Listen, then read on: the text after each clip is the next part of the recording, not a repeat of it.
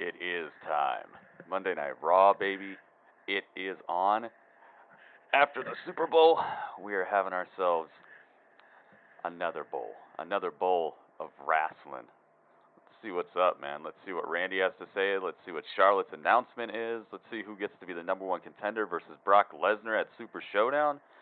This should be a fairly stacked show from what they're saying. Let's see. What do we got?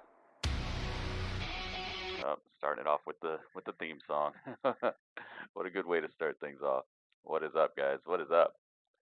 Welcome, welcome. Super Bowl was not lame. It was actually a good game. Maybe you just didn't like the teams involved or something. That was actually a really good game for people who like football. All right, here we go. Let me get my streaming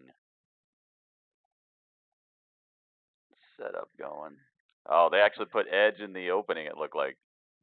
That's cool. Maybe he's gonna be more of a staple of the show than originally looked like. All right, let's get the fireworks. Get the pyro. My goodness. My goodness. Yo, Radio, what's up, man? 50 embers. Thank you. Radio, right off the bat. Bringing through the knight in shining armor.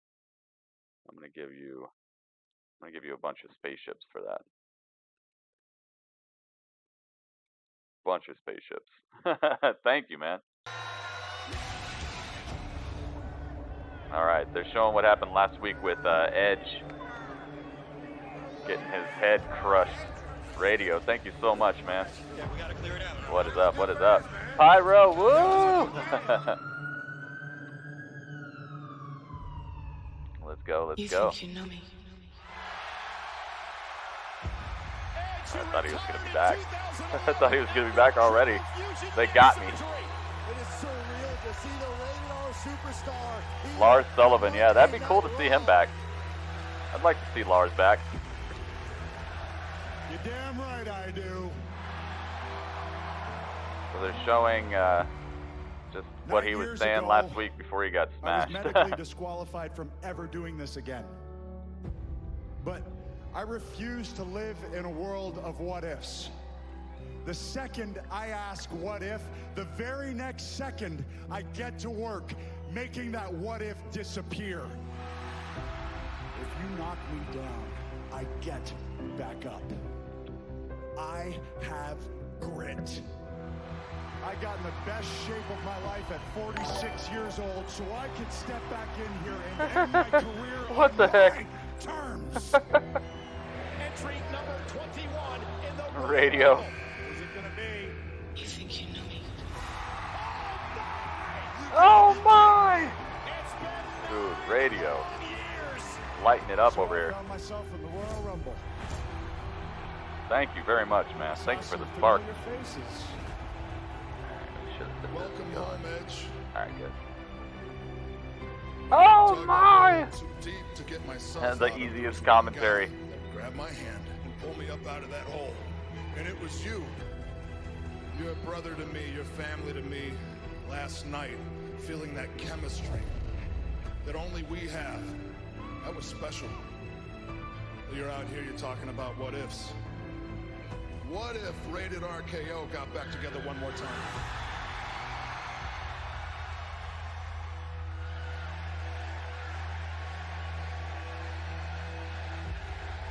He should have reached out his hand and then RKO'd him. But he RKO'd him. Goodness gracious, man. He put his head through the mat. Thank you guys for the thumbs up, by the way. Look at this. All the thumbs up. Thank you guys. Bashed him in the back with the chair. Set him up with a chair sandwich and then bashed his head with it too. Oh my goodness. Never say never. I'm not saying never. I think they'll probably put them back together eventually.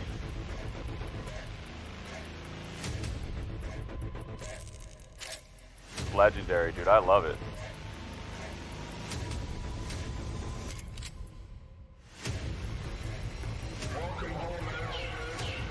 Yeah, welcome home, Edge.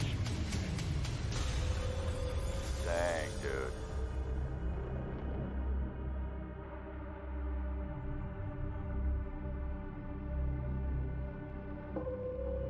And then he's just laughing about it too. It's just a replay of last week. If you saw last week, you know exactly what they're showing right now. Monday Night Raw, baby. R8 to the W. One hit. What's up?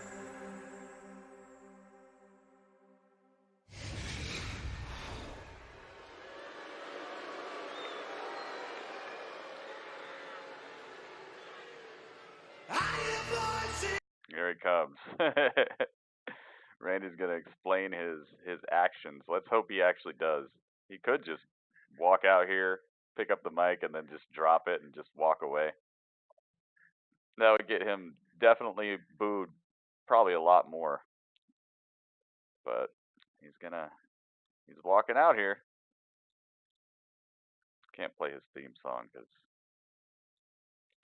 you know, YouTube and WWE, they don't like it when you play that. They don't like it when you play music that's not owned by you. Or even if it is owned by you. Alright. Randall Keith Orton making his way down the ramp. Crowd is just, everyone's standing up too. This looks like it's going to be a pretty good crowd tonight. This could be one of the better Raws of recent history, just based on the lineup, based on the stakes that are on the line, based off of what Randy did last week. Charlotte's supposed to announce her WrestleMania choice. #1 contendership match between Bobby Lashley, Seth Rollins, and Ricochet for Brock Lesnar. One of them will fight Brock Lesnar at Super Showdown, Saudi Arabia. Let's move Randy over. Let's get him into the center of the ring. He's taking his sweet time getting into this ring. No Raw music today, Gritty? No, they played it at the very beginning. They played the Raw music.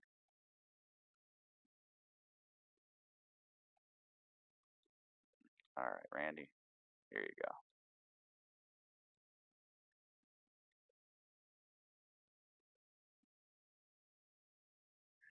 Still taking his time. Guy in the crowd has the big gold replica belt. Oh, the gold nugget belt. Rolex Boss, welcome back, dude. Welcome everybody. I see Ringmaster. I see Wrench Master. I see Wrench Master. I see One Wrench. I see Brolic. I see Elijah. I see Red Dimas. Red Dimas. Yep. What's up, everybody? If you can hear me, if you can see me, if you're hyped for Raw, let me see you in the chat. Randy explained his actions last week, but I don't know how he can explain it. What can he say about that? Yeah, what can you say about this?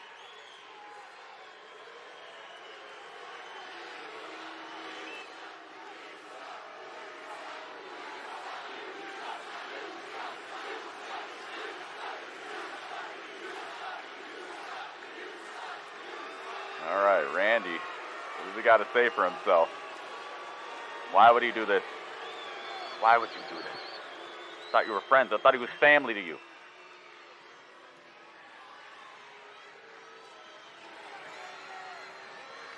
Nah, Red Dimas. Nah, man.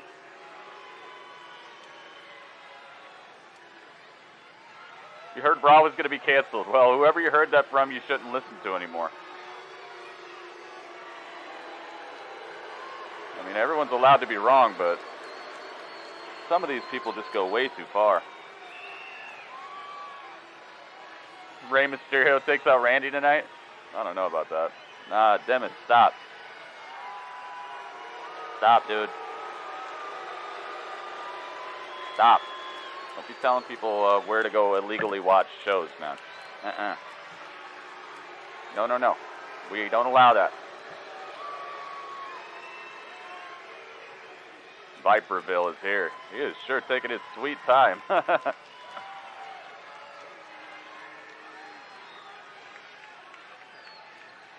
Yeah, Vince never cancels shows. That's why, dude, whoever you read that from, don't ever listen to them again. They should know better. Dang, Randy's getting booed out of this place. What's wrong with it? Because it's illegal. I don't want illegal activity in my chat. It's like telling somebody where to go buy drugs right now. I don't want it in my chat. Hopefully you understand. Thank you very much.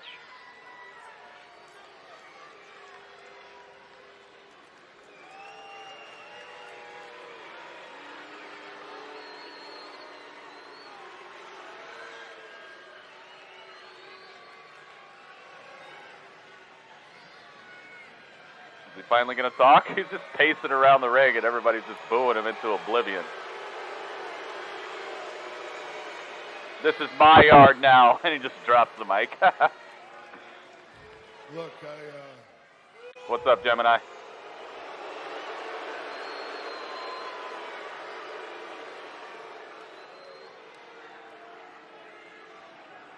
I guess I owe everybody an explanation.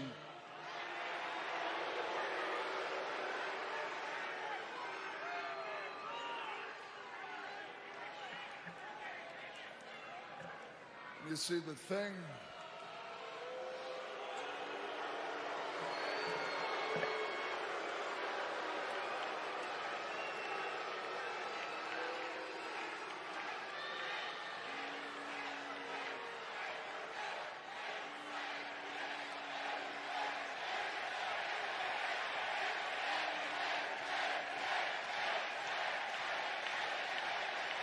No. One hit. Stop, man. Stop. That's not what people normally would use Sling for. This is on the USA Network. That's it. That's the only thing people need to know. That's the only thing I want in this chat. Please.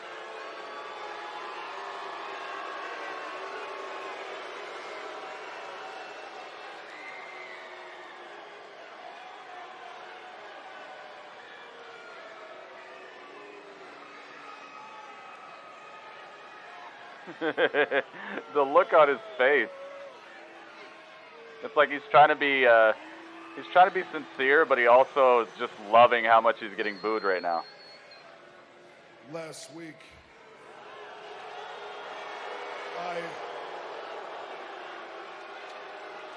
This is a good crowd right here. This is a good crowd.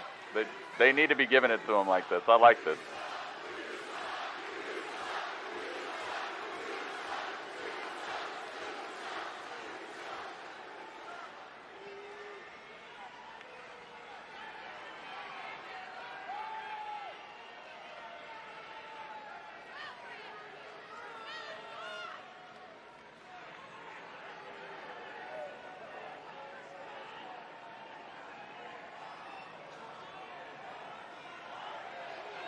No, just chill, man.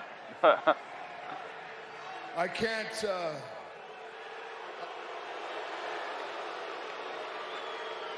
is the place to be. If you don't have cable or whatever, this is the place to be. At least you get to know what's happening.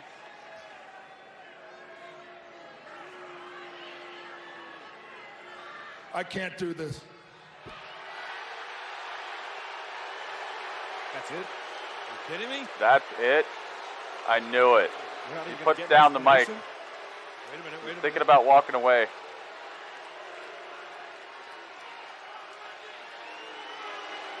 Oh, he's walking up the ramp. He's getting booed out of the building.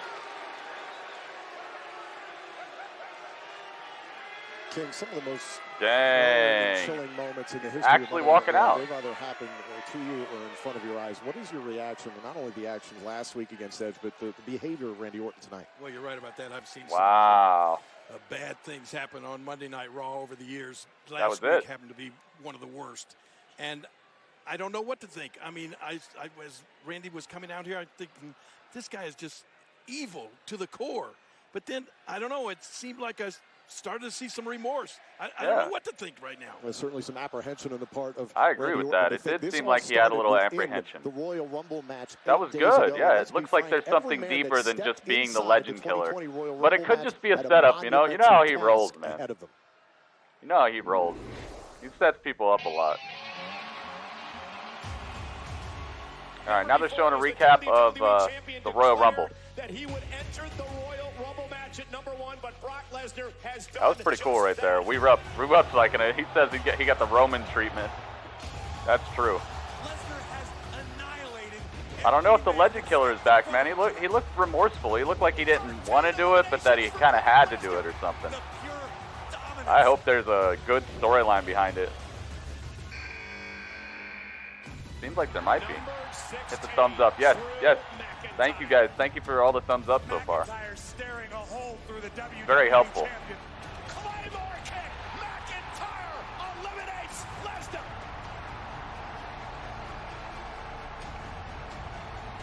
Just showing the Drew McIntyre win. McIntyre returned to stare at a fallen WWE champion. This is epic, dude. What an epic presentation. This sounds epic, and it was Drew McIntyre winning the Rumble. It's exactly what I wanted, man. Drew McIntyre's going to WrestleMania! Going to WrestleMania! Oh, we saw it already. I know, right? But I don't know. Drew McIntyre is on top of the mountain. Points to the sign. Well, we know Drew McIntyre will face the WWE Champion at WrestleMania, but who's it going to be? That's because tonight it's a triple threat match. Yep. Oh, my goodness. Winner faces Brock Lesnar for the WWE Championship at Super Showdown. Seth Rollins, Drew McIntyre, Seth Rollins, Bobby Lashley, and Ricochet. I love the setup, man. The matchup screen looks beautiful.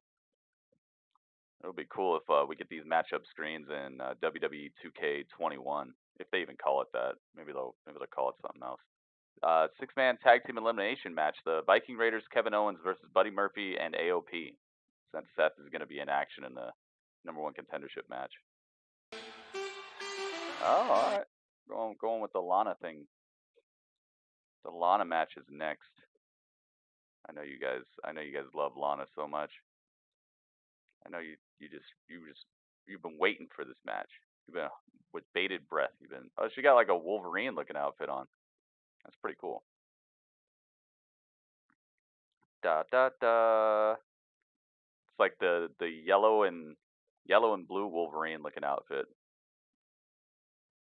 Up next, you guys' favorite match, probably the match of the year candidate. I'm going to say that Meltzer will give this match 7.5 stars, and he might just be crying when he does it. He's going to be on Wrestling Observer Radio, and he is going to be crying as he's giving his rating and they're going to be tears of joy, and he is going to actually tell Kenny Omega that he should train with Lana to become a better wrestler. This is what's really going to happen, guys. I am so sure of it that I cannot even begin to tell you how much I am guaranteeing this outcome. Man, 7.5 stars. That's going to be awesome. I know you guys are hyped. I know you are. It's all you could think about yesterday. During the Super Bowl, you weren't watching the ball. Every time they threw the ball, you were just like, oh, that Lana match. It's going to be great. As long as she doesn't pick up a mic. Oh my goodness. You guys are funny. The 6-man elimination tag too. I like that they're putting more stipulations on these matches. That's one of the things that every now and then people come in here and are like, Gritty, what would you do to fix Monday Night Raw? What would you do to make the product better? What would you do to make SmackDown better? What would you do? And what I normally say is more stipulation matches. So things like table matches, things like last man standing type of stuff. Falls count anywhere in the whole arena match, a parking lot match, stuff on a pole match, 4 corners, strap matches, whatever, stuff like that. Because it's just become so tired and redundant to just see, 1, 2, 3, oh, you win. 1, 2, 3, oh, you win. 1, 2, 3, oh, you win. All right, see you guys next week. Like, having stipulations, like, there's so many match types. There's so many different amount of people that you can put into a match. Like, you don't have to have an elimination chamber to have an elimination match, that sort of thing. Also, another thing that I think would be great for them to add is more celebrity cameo type of stuff. There's got to be a couple celebrities that live in pretty much any major city they go to. There's got to be like, people in Utah, people in Colorado, people in you know, Texas. I'm sure there's a couple famous people they could get to show up at Raw and just have like a little line or be sitting in the front row for free, and they get like, I don't know, they get like a little stipend from WWE just for showing up if they have nothing to do that night. So more celebrity cameos, because that's one of the things that really stuck out in the Attitude Era for me was, you know, Arnold Schwarzenegger showing up, Mike Tyson, even when Donald Trump showed up, it was like, what? More of that type of stuff. And it, like I said, it'd be easy because a lot of these actors are just looking for a reason to get back into the spotlight, and now they have to do like crazy things. They have to like accidentally leak their behind the scenes photos and stuff. Like it'd be very advantageous to some of these actors who are just a little bit out of work or a little bit more out of the public eye than they've been in the past to get more attention back onto them. So I would think people would do it. On top of that, definitely they need to work on the women's division and showcasing more than just one woman at a time. It's like they just get stuck on one woman and just you see her so often that there's just no room for other women. So help out your women's division and more unexpected title reigns like what they did with Jinder. Jinder, if nothing else, he got people talking. He got people like, dude, anybody can win the title. Stuff like that too. There's probably like 10 more things I would do, but that's just like the preliminary list that I give people whenever they're asking, yo, Gritty, what would you do to make the product more exciting? That's just the beginning. Since it was ruined. All right, let's go. Liv Morgan's here. Morgan with just a brutal shove. Straight to the chest. Steel cage matches, stuff like that. Yeah, the Chiefs, they already had those side plates printed up, man. Seed of Chucky, yeah, she does look like the seed of Chucky. Yeah. Liv Morgan's looking like the seed of Chucky. You're so right. Sure. Or the bride of Chucky. Bride of Chucky, right? Liv Morgan. Oh, and a kick right to the side of the Why face. is Lana's Titantron still there? I don't know. Maybe some of their team couldn't make it. I did hear that it was very snowy there, where they're at right now. I did hear that. So maybe some of their production crew, maybe some of their production crew is just not quite there, so they have less of a crew than normal to keep track of stuff. Never one to cut corners. Oh, last week Liv Morgan defeated Lana. Yeah, the bride of Chucky. There you go. But she was in it too, right? So it makes sense. Bobby Lashley barred from ringside due to their you didn't know Liv Morgan has become Lana? Later on tonight, Bobby Lashley is an opportunity. We got Raw's announce team commentating. Super Showdown. Oh, you don't need me. From Thursday. Oh, okay. Thanks, man. I really appreciate that. Thank you. I don't think that I will listen to you. Liv Morgan gets it. Good stuff. Liv Morgan, wow. Easy win. Do I like her new theme? It's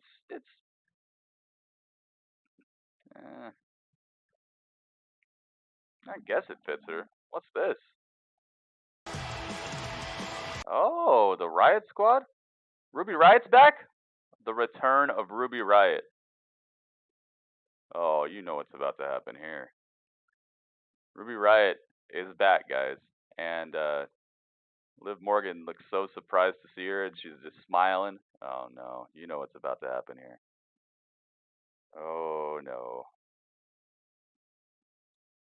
Ruby Riot has returned. Lana has exited the premises.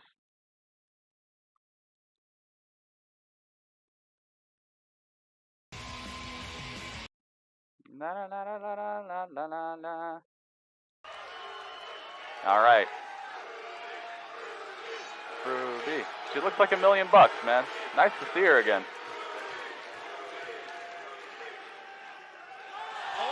Oh, well, there you go. And she takes down Liv.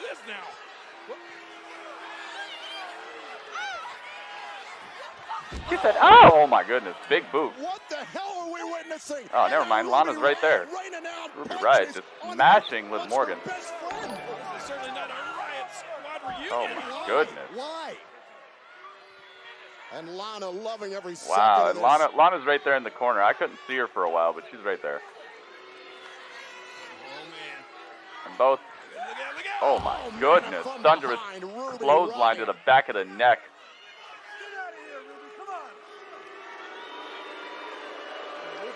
Oh, they just darken up the arena? congratulate her. Why'd they darken the arena? No one expected this.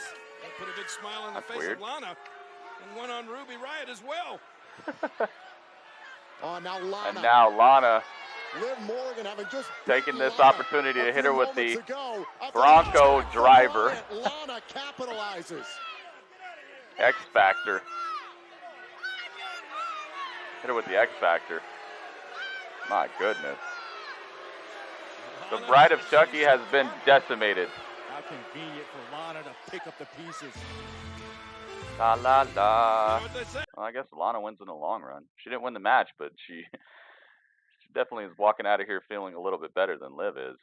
Liv is down, now up by another enemy. Her ex-best friend. Wow. Ruby Riott destroys her with a clothesline from behind, and then Lana hits Liv with the X Factor, center of the ring. Later out. Up next, Drew McIntyre. Nice. At least she didn't say anything. No, she was talking trash, but it just wasn't on the mic. That's crazy, man. I did not expect to see Ruby Riott back. That was a nice little surprise. So far, this Raw is doing what's necessary. We've already seen the Randy Orton, just the heartfelt, just the look on his face when he was trying to tell everybody why he did what he did. It tells me that there might be more to the story than just the Legend Killer is back, which is cool because I would love it if there is more than that, and it would make their eventual showdown, which is probably going to happen at WrestleMania, make it matter more if there's more to it than just I'm gonna beat you up. Why? Because I beat people up. Oh, cool, good story. You know. Oh, I would like it if there's more to it. And then the return of Ruby Riott, that is just a definite plus for the women's division. She is such a good wrestler. She's the type of wrestler who can actually uplift the in-ring product just with her work rate and the way that she does things. Let's just hope that she stays healthy this time, because I know that they were. It seems like they were, at least I don't know if they were, but it seemed like they were actually pretty high on her. Remember, she was fighting Natalya. She got a match against Ronda Rousey. Like they utilized her. Maybe not in the best ways, but it seemed like Ruby was in their mind as like a next up and comer. Her and Ember Moon, but it's unfortunate that they both got injured and they had to keep on keeping on in some other direction. So let's just hope when Ember comes back and with Ruby back that they can really uplift this women's division and make it something more fun to watch and less redundant than it's been with the same old. I like that a lot. It's commercial break time. Time to hit you guys with a commercial. Thank you for the thumbs up, guys.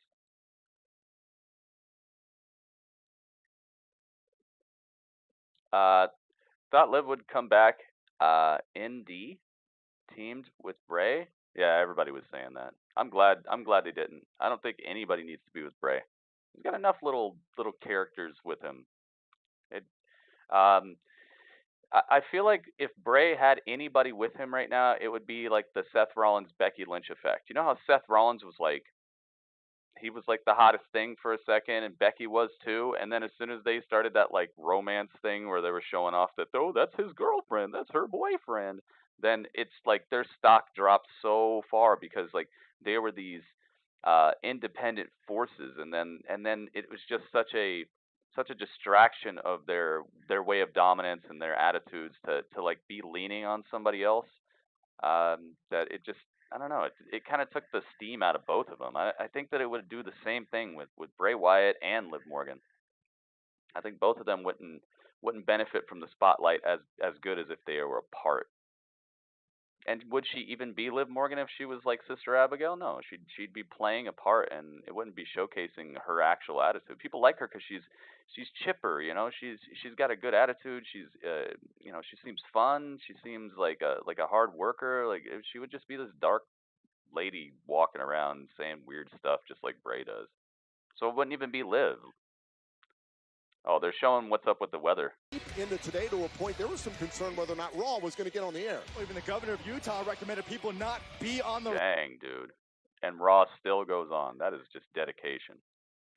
The roads, literally the roads were looking like Groundhog's Day. Kudos for being passionate about all things WWE. Look at this, and they still got an arena more full than pretty much any arena that I've seen.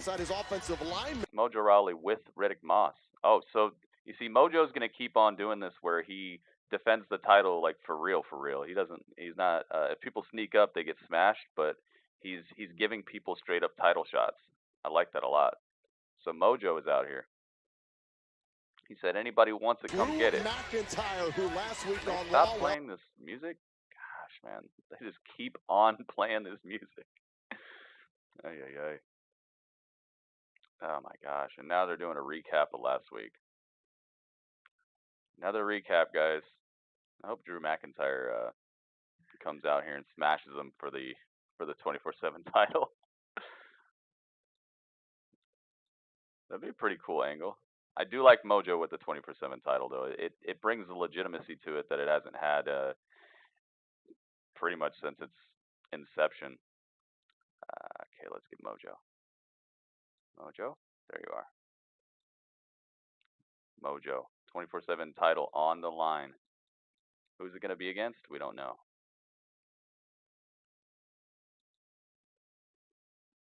We don't know yet. Never thought about holding a groundhog for Groundhog Day? People still there, exactly. People are still there. That shows love. That shows respect. That shows dedication. It's awesome to see the roads looking like that, and people are still filling up this arena, coming out to see Randy and all these guys and girls. Make it homemade 24/7 title. That sounds cool. You know, this 24/7 title, it looks just like the boxing championship. I was looking at one of those advertisements for boxing coming up, and there was a person who held up a title that looked almost just like this. I'm going to go out on a limb and say that title probably existed before the 24/7 title. WBC, is that what it is? I wonder how much that costs. Can you even buy replicas of like UFC titles and stuff? UFC and boxing championships? Oh, wait a minute. It is Drew. No way. Drew is going to fight for the 24/7 title? I was wondering why they were showing him like that. Dude, yeah, they messed up. The Titantrons are all messed up. Like, it's showing his Titantron, but then it's got, like, the Raw symbol, like, sticking out of it and stuff. Yeah. You can tell they didn't get their full production crew. They're still putting on the show. That's dedication, man. I love seeing this. I love seeing the little mistakes that you could tell that not everybody was able to make it in time for this Raw. Dude. All right.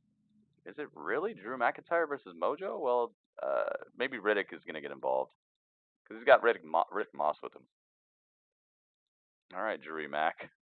Guess this is for the title? Yeah, another production error. That's 2 in a row.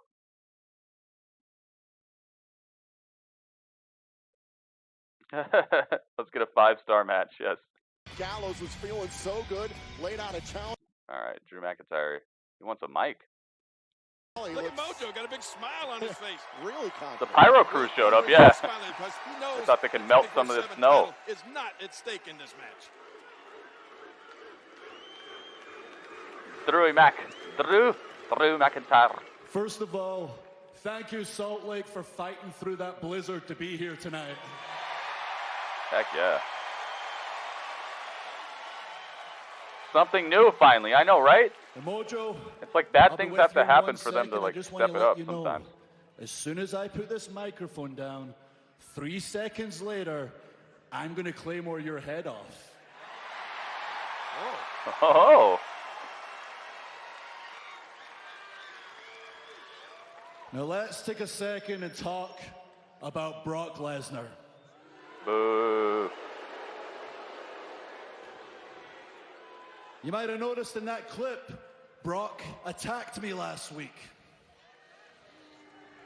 He didn't just attack me, he attacked me from behind. He attacked me when my back was turned. And you know what? That's just fine with me. You know why? He is a coward. Super cool. Now that tells me Brock Lesnar is apprehensive of the sexy Scotsman. That's his nickname. I'm just as big, just as fast, and I've got a secret weapon that knocked his ass out the Royal Rumble, the Claymore.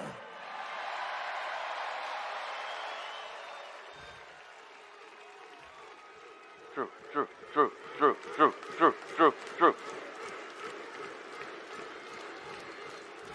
And come WrestleMania, I'm gonna kick that oversized head off his body, and finally I will be WWE champion. Yeah, I agree. It's free, dude. That's awesome. Jeez, Mojo, I forgot you were there for a second. Oh. Like I said, 3 seconds. Now. Oh, there's the bell. Oh, no. Wait a minute. It's over? McIntyre, true to his word, and takes out Raleigh. It's over? And then shakes the jacket off. Is he the champion? Oh, did they undo the 24/7 rules for this? Is this not for the title? Well, that sexy Scotsman, as he calls himself, is definitely on a mission. He rolled out. He doesn't want it. What happened? They postponed the 24/7 championship rules for this match? What? Come on, man. Would have been awesome to see Drew with it. Non-title match? What? He didn't even take his coat off. No, he just did it. He did it with the jacket on. Dude, that'd be awesome if he had the title. Well, I guess that's over with. I guess Mojo's still the champion. Focused on his current opponent at WrestleMania, Brock Lesnar. But right now, let's look ahead to that six-man tag team elimination match that's coming up next here on Monday Night Raw. Ladies and gentlemen, please welcome my guests, Buddy Murphy and AOP. They said it wasn't on the line. Oh, I must have had it muted. I must have been saying it during the song. Fellas, settle down. I'll take it. See, Charlie, as far as the AOP and myself are concerned, we've already won tonight's match. Because we are on the right side of history. And we're focusing on the Monday Night Messiah, leading Raw into the future. As for Kevin Owens and the Viking Raiders, well, they're working harder and not smarter. Gentlemen. Seth Rollins. Here he is. Tonight is a huge night for us. Oh, they're all wearing his shirt. Well, at least shortly, so Buddy is. Guys, prepare yourselves. Take it from here. Come on, Mouse. I got this. Go on, get ready. Mouse, hurry. Move. Thank you, buddy. All right, well, Seth, now that I have you here, I actually have a question that I'd like to ask you. I wanted to get your thoughts ahead of your triple threat match tonight, in which the winner will go on to face Brock Lesnar at Super Showdown for that WWE Championship. Oh, life has a funny way of working itself out, doesn't it, Chuck? Just when you think all is lost, it comes through. I mean, last week I'm getting thrown out of the Royal Rumble. My WrestleMania dreams are dashed. And this week I find myself with a second chance in this triple threat match to go on to Super Showdown to face Brock Lesnar. Super Showdown. Championship. It's a beautiful thing, redemption. You've had a heck of a day. Kelly, yeah, it's not been that great of a day for me either. For you, but we're still here, man. I've beaten Brock Lesnar strong. Twice. I've taken Brock Lesnar's title twice. And I know Drew McIntyre, God, he's got his heart set on facing Brock Lesnar at WrestleMania. But Drew needs to see the writing on the wall. He needs to understand that he needs to start preparing for a new WrestleMania opponent. He needs to start preparing for Bobby Lashley, for the Monday Night Messiah. Wait, what? Well, there you have it. He's got a point. There's a reason they call him the Beast Slayer. 2 times. Kevin Owens. Kevin Owens, Kevin Owens. Kevin Owens, Kevin Owens. Stone Cold, Kevin Owens, Kevin Owens. All they need to do is add the glass breaking to his opening now. It should be like, psh, Kevin Owens, Kevin Owens. Psh, Kevin Owens, Kevin Owens. Just keeps breaking just to remind you of him. That'd be pretty much as overkill as it really is right now with their constant trying to remind us of Stone Cold every time you see him. Might as well come out with the vest on. The leather vest. Kevin Owens, Kevin Owens. Psh, Kevin Owens, Kevin Owens. Psh. They change his theme song and add the glass breaking. I wonder if Vince is here. You guys think Vince is here? I bet you he is.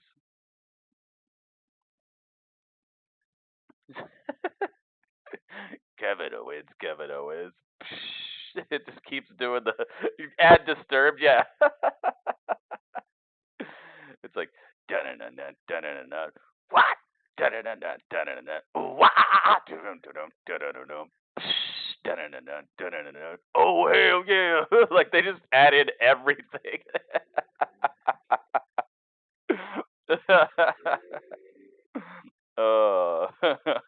Super Showdown. It's when you drink your coffee really fast. Yes. Burn the roof of your mouth. Oh my goodness, dude. They add they add the glass breaking and everything. Oh man. Super Showdown. Oh my god, dude. Somebody's gonna do that right now. Watch, because I said that. Somebody's gonna go do that, and they're gonna get like 1 million views on YouTube. Seth versus Edge. That would be cool. As I was saying that previously, I'd like to see Seth versus Edge, Seth versus AJ. Edge versus Seth, Edge versus AJ, Edge versus Bobby Lashley would be a pretty good one too. Edge versus Rey Mysterio. Edge versus Matt Hardy in a ladder match. Although Matt Hardy, I don't know, man. It's like he doesn't really move around too well anymore. But still, I'd still like to see it. Edge versus Jeff Hardy in a ladder match. Take my $9.99. Take my $9.99. I'll definitely be having a network for that one. Edge versus Taker. That's where I draw the line, because you know they're not going to let Taker lose that, right? So it'd just be another loss. You don't want Edge losing in his comeback. Edge versus Charlotte, yeah. I'd like to see some mixed gender type of stuff, especially if it's believable. I take Charlotte versus pretty much anybody on 205 Live would probably be an okay match. Who else would I take? Liv Morgan versus anybody on Ruby Riott. Ruby Riott versus anybody on 205 Live I think would be a pretty okay match. Ember Moon versus anybody on 205 Live probably be a really good match. Who else is just gangster? Shayna Baszler versus anybody on 205 Live probably be a really good match. Rhea Ripley, I don't know. Rhea Ripley's style isn't that refined yet. She's so young, you know. She's still got so many years to hone her style. I'm not sure Rhea Ripley would turn in like a really good match. But I'm just trying to list the ones that, like the women on the roster who I feel like you just put them in a match versus anybody on 205 Live and they'll just be able to do it. I'd love to see something like Jack Gallagher versus versus Shayna Baszler. Oh man, you know Shayna would win too, dude. I'd love to see stuff like that. I would absolutely love it, man. That's what they should have. They should have like a mixed. If they're gonna have all these titles, they should have a mixed gender title.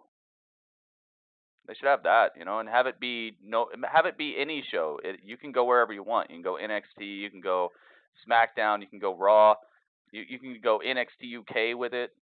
You know, I think that would be cool. I'd actually sacrifice one of the tag titles for that. Just make it so there's like a universal tag title so that everybody gets a shot. All the tag teams get a shot. Make it so it's Raw, SmackDown, and then do the mixed gender belt. I know that the 24/7 title is kind of like that, but make it more of like an institution. You know, make it more of something that we can expect to be on a pay-per-view. Edge versus The Fiend, nah. You know what would happen there. You know what would happen there, man. It'd probably be a good match, but I don't want Edge losing. But yeah. Y'all hear about the Tegan versus Dakota at TakeOver. What's the stipulation? Is it a knee brace on a pole match? The winner gets to actually supplement their hurt knees. Ember Moon versus AJ Styles. Yeah, dude, for sure. There's some women on this roster who are just like, they transcend the whole women's wrestling thing like so perfectly. And even Dana Brooke recently has been doing the dang thing. She's even been looking better. She's not on the same level as a lot of these other women I just talked about, but she's definitely improved by leaps and bounds. It's a street fight. Oh, let's say farewell to my iPhone. You died in the line of duty. We missed. Your replacement will carry on your noble mission. You got an iPhone, man? You know you could have got like an Android for half that price, right? Maybe he just loves it. You just love your iPhone. All right, so Eric and Ivar. I'm so worried about putting these people on the screen because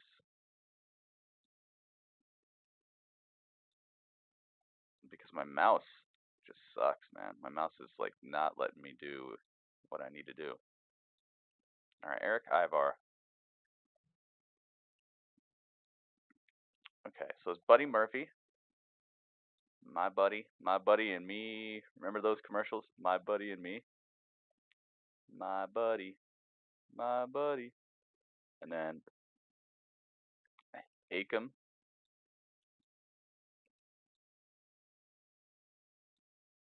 𝐿𝐭𝐫𝐚 and Rizar. The two guys who sound like Ninja Turtles villains. They sound like Ninja Turtles villains, and they dressed up as Ninja Turtles for one of the takeovers. All right, who do you guys think is winning this? It's an elimination, 6-man elimination tag match. I can get my mouse to move. Here we go. Rizar, you got to move a little bit, man. You're a little too. There you go. Perfect.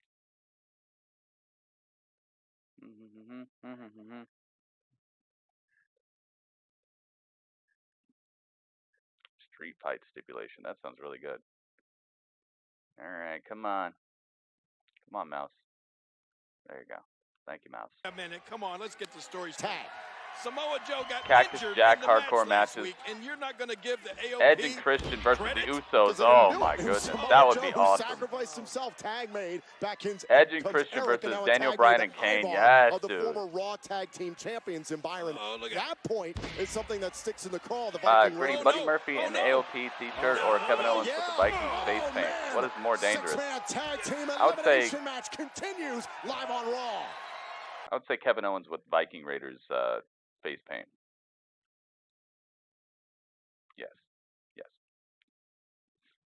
Yes, for sure. Edge and Christian versus the Young Bucks. Won't be seeing that for the next 3 months at least. The Car Hub Classic. Tomorrow on Blu-ray. The John Cena movie. The 5th one of the year. I wonder, like, do you think John Cena makes more money off these movies than he does off of being in the WWE? Because I don't see any of these movies really rocking the box office. I wonder if he just gets all the money up front. You know, there are certain actors who, like, they'll take less of a acting fee, but they want a portion of like the Blu-ray profits, the theater tickets. They want like a percentage of the residuals. You know, I wonder if Cena's just like, no, pay me up front. I know this movie is gonna be it's gonna be great. It's gonna be great. Trust me, it'll it's gonna be good. I wonder if he gets his money up front. iPhone 6 is toast. I now have an iPhone XS. Wow. Oh, I see. Okay. Yeah, because it's probably huge, right? Isn't the iPhone XS like this big? That's like the phone that Game Maker has. Game Maker has a super huge screen because Game Maker he also has he can't see, he doesn't have 20/20 vision. He's not blind, but he doesn't have the best of, you know, the optimal vision. But what he lacks in that, he makes up for in so many other ways. That guy's awesome. But he's got like a super huge phone. I was jealous actually. I thought my screen was big because I have the Samsung Galaxy S7 Edge, so I even have the Edge. Look, I've been supporting Edge since before all you guys. Look, I even got a phone that says Edge on it. You see that? Look at that Edge. Even my phone has been looking for the Edge comeback. I thought my screen was big, and then him and I went to Raw, and his phone came out, and it just made my phone look like Rey Mysterio versus Brock Lesnar. His phone was Brock. My phone was Rey. But yeah, I can understand if it's an accessibility type of thing, then yeah, definitely you got to go with what's best for you. Especially if you got the moolah for it. A10E. What is that? I don't think I've ever even heard of that. What's an A10? Sounds like a pickup truck. The new Ford A10E. For those who need a little bit more E. Whatever E is. For those who run on E. There you go. That's what it'll say. And it'll have a Bruce Springsteen song playing in the background while it weaves through the country roads. Oh, Ms. and Mrs. All right, they're hitting us with ads. I'm gonna hit you guys with an ad. There's no wrestling going on right now. They went to ad break.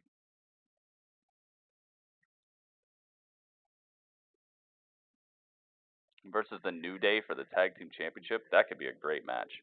Edge and Christian. Where is Christian? Who would have thought Edge would be back before Christian? Leading his disciples into this fight. XS is normal size. It's not oversized. XS. Oh, my wife's phone. Here we go. Remember, in this match, is it bigger though? It sounds like the ones that are bigger though. It's like, isn't it like? To see this, the Viking Raiders and the AOP. I thought that was one of the bigger ones. And a big boot by Ivar backing Razor into the corner. Tag made Eric. Ivar stepping up to the plate. Oh, Ivar. Taking out Razor. Oh. Goodness gracious. These knees from Eric. Eric. And one half of the Raw Tag Team Champion Seth Rollins. Cracking the head. Oh my goodness. Remember, this rivalry dates back to when he and the AOP 𝐿𝐭𝐫 destroyed looking like a Kevin beast. Owens. It was the birth of the Monday Night The 11 Messiah is big. himself. And Big then E. last week, remember, Samoa Joe and Kevin Owens challenging It's Big E Rollins big. and Murphy for the Raw Tag Team titles. Samoa Joe sacrificed himself in the middle of that matchup that left Kevin Owens at a 1-2 deficit, although he fought extraordinarily well. Oh. Now off the knee. It's Kind of 𝐿𝐭𝐫 a face buster right into the knee of 𝐿𝐭𝐫, I believe. Or Here. This is the very 𝐿𝐭𝐫, yeah. first time that AOP has faced the Viking Raiders in the ring. I mean, they fought here and there, but never in the ring. This is the first time. So 𝐿𝐭𝐫 there with that ground and pound style, which has made AOP so successful. Buddy. Tag to Buddy Murphy. Buddy's and in. Look, and to Seth Rollins' credit, he has created a highly cohesive unit. He's got an between 11 Buddy Murphy Pro and Max AOP. now. That is a Byron, huge I think phone. you're becoming a convert. Now Eric, It's like a tablet. Like a talking tablet. No. Hang on. Oh, Ivar trying big to get to elbow. the corner. Buddy's still holding on. Oh, missed him. Oh, now Eric Eric. trying to battle back. Buddy Murphy doubles him over. Oh! Series of These strikes by the super talented fast Australian. strikes. Whoa! Oh, goodness. He gets super starched by a knee right to the chin. Buddy Murphy in a heap tag made. In comes Ivar. There we go. Ivar, legal man, running face first. Nice layout, sidewalk slam. 260-pounder. 𝐿𝐭𝐫. Oh, and a big crossbody. Scary agility from Ivar. Here comes Razor. Runs about 330 pounds. Jeez, Now man. Ivar trying to back This guy's it off. huge. He's making Remember, this is making so personal for the Ivar look Viking Raiders who smaller. lost their tag team Oh, titles. Bronco Buster off the top. Buddy Murphy and Seth Rollins. Due to the Ivar illegal turning the beat interference around. Nice from Seth Rollins. clothesline. Flips Buddy Murphy upside down. Inside out goes Murphy. I'm smelling an elimination here. It's entirely possible, King. The Viking They have a Raiders. 6+, Whoa, great teamwork. almost like carrying by around a former tablet, yeah. champions. Oh, no. Ivar on the move. Oh my goodness. Ringboard clothesline. Now Assisted. Eric into the cover. Right into a Broken suplex. up by AOP at one. David, what's up, man? Now tossing What? 𝐿𝐭𝐫 outside the ring. David, It's gonna what's come going in like on? Charlotte Flair, the winner of the 2020 Women's Royal Rumble David match, hooking it will up with the finally super duper chat. at WrestleMania. Ivar takes flight. The wheels are turning for Eric. Oh my goodness. Outside. Nice. They're flying all over the place. Nice suicide dive. I mean, you expected What this, is King. this It's about? chaotic. It's physical. Yo, David. I have faith in the Monday Night Messiah. Oh my goodness. And Ivar, shoulder first, right into the LED board. Curb stomp on the outside. Eric gets stomped. Everybody saw it except for the referee. Yeah, we've seen that before. Oh my goodness. Back inside the ring. Buddy Murphy. That's over with. Legal against Eric. Eric has been eliminated. Wow. Has been eliminated. Eric's gone, man. The presence of the Seth Rollins' dirty trick, dirty tactics. I mean, Yeah, that shoulder went trying to get his shoulder back crazy. into place. Kevin Owens checking on his partner. Don't worry about him. He's hurt, but the ring is destroyed. But again, now it's Buddy Murphy and AOP. He knocked out the LED 3 versus 2 board. opportunity It's against not Kevin even, Owens it doesn't even have anything on it anymore, and you can see the bumps in it where he hit. That is devastation. Ivar's arm, his left arm is out of commission. Wait a minute, Eric's been eliminated. Ivar appears to be injured. Can Ivar It's just Kevin Owens by Kevin himself? Owens is all alone. Kevin Owens is going to go after this 1 versus 3. Are you sure? Is that what he's going to do? 1 versus 3, and watch, Kevin Owens is going to win, right? You better not. Dude, your super chat is not showing up right now. The new $3 Little John from Jimmy John's. Dang it, I want to play it, but it's not showing up. Here, I'm going to sign out and sign back in. Maybe that's what it is. Or maybe I... all right, let me try this. I'm going to sign out and sign back in. David, thank you so much for the super chat. I'm going to try to give you extra strength props right now, but let's make sure my software is actually seeing it.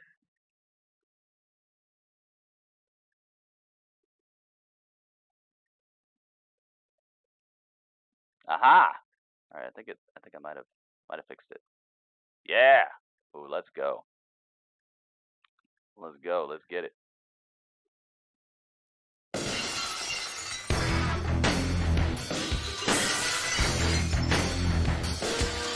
Yo, David making the glass break, sharing 2 cold ones with the whole chat. What is up, man? David Pellerin, 619. He hit you guys with the 619 as well. I got it to work, man. I had to sign out and sign back in. That's weird. I don't know. I've never had to do that before, but at least we got it to work. Thank you so much, David, doing the dang thing. Let me hook this up over here.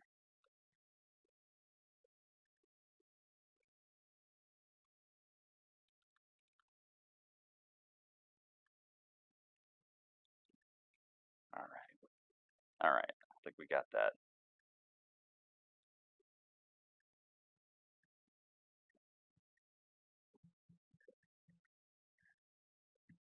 Yeah, Dudley, you heard the glass break. No, I know you didn't do it. Wait, Dudley, did you break something recently? No, Dudley, come back here. Dudley, why would you immediately think that glass broke and that you might have done it? Did you break something? Now I have to look around my whole house and try to find out if Dudley has broken something. Dudley, what did you do? Yeah, I'm hoping Ivar's alright as well, man. If he's selling, he's doing a very good job. If he's acting, it's looking good. If he's not, though, oh no.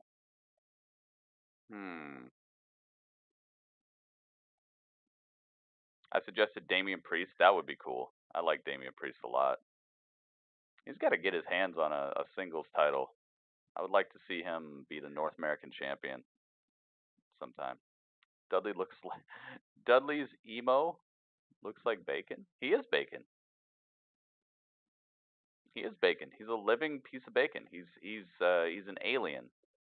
His society is living bacon. Like that's his race of being. But I found him in a pod. He came to Earth in a pod, and I've been trying to make him. I've been trying to teach him about life on Earth and stuff, and he's been teaching me about what his life was like on his planet as well. It's been a nice little experience, except for he eats everything, and he breaks things apparently. I don't know what he broke, but. Delivered the stop, which caused him to find get eliminated out. from this match. Yeah, but now Kevin Owens Dudley, what's up? We were up saying what's up. We were up said hi. They say the definition of stupidity No, is what doing do you the mean? same thing over and No, over he and said expecting hi. a different He result. didn't say he knows what you broke. Don't you mean You insanity? broke something? Well, in Kevin Owens' case, it's stupidity. Why would he continue on here when he sees partner after partner get destroyed, he's a living injured, bacon. and yet he still wants to go on to Canada, get no. rid of the I live Monday in Night America. Messiah. It's not going to happen. Look, that's who Kevin Owens is, King. All right, he understands this is deeper than just a match. This is about a movement that he is passionate about, that he wants to stop. And whether he's got partners by his side or alone, he's going to continue that fight. Well, good luck. And now Buddy Murphy, who you got to believe coming into this matchup, thought he was leading. Oh my goodness! Beautiful fallaway slam. Kevin Owens picking up Buddy Murphy and tossing him right into the barricade. And the Raw Tag Team Champions, Rollins and Murphy, convening on the outside. Murphy's got to get back in. We're eating them alive. No, you're not. It's not the same thing. I think the big question is, how long can Kevin Owens saying that Dudley is a regular bacon is like saying like a human being is also a orangutan or something. Just because they look similar in certain cases a little bit, have the same amount of fingers or whatever, doesn't mean they're being watched over by the Monday Night not Messiah. related to our normal bacon. They feel good because they know it's a 3-on-1 advantage. I know that Kevin Owens How much has no one to donation for tag Cullen? in. I don't He's all really by do himself. that. I don't have any of that set up right now. But you're very close to being the chat champion right now. Fierce Goat. His life bar is looking mighty frail. That $2 really took him down. Only $1 left on his life bar. And it's Stone Cold and Kevin Owens made a team. They pretty much are a team right now. Kevin Owens is performing his best Stone Cold impersonation. Oh, you need a Skype, yeah, but I just... It'll have to have setup. It'll have to have setup. I don't want to just give out a Skype. I have to do research on it. I try to be extra careful with all that stuff. I don't want anybody else's info coming out. I don't want my info out. Try to take care of everybody around me. Kevin Owens finds a way to kick out. He's literally fighting 3-on-1 and still winning the match. In his heart of hearts, to let Kevin Owens walk away from this when both his partners had been eliminated.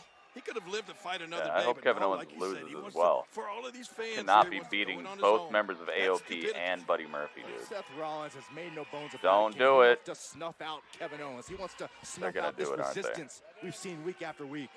They're going to do it. That is not anything close to okay, so I guess I could take Eric out because he got eliminated. See, you hear that? And Ivar is gone as well. Seth Rollins trying to convince Kevin Owens to give it up here. Chat much more active. But Owens discuss with people. I don't know about that, man. I feel like people can already kind of give their opinions in the chat. It's not like I skip a bunch of people's messages or anything. Now Kevin Owens back up to his feet, trying to build some momentum and a knee right to the midsection. Oh, goodness. Kevin Owens leveled immediately by a knee. Nice stompage. Buddy Murphy, the legal man currently. Honestly, you want me to tell you the truth? Kevin Owens Whenever down. I've been in this kind of position, 1 against 3, there is no way out. You don't find a way out. You wind up getting beat and sometimes getting hurt. Yeah, but people can still do weird stuff on it, David. That's a brave man right there. We're going to find out. Courageous man right there in that ring. Yeah, Kevin Owens is a courageous man. Oh, and a kick. Oh, no. Oh, no. Buddy Murphy got spiked.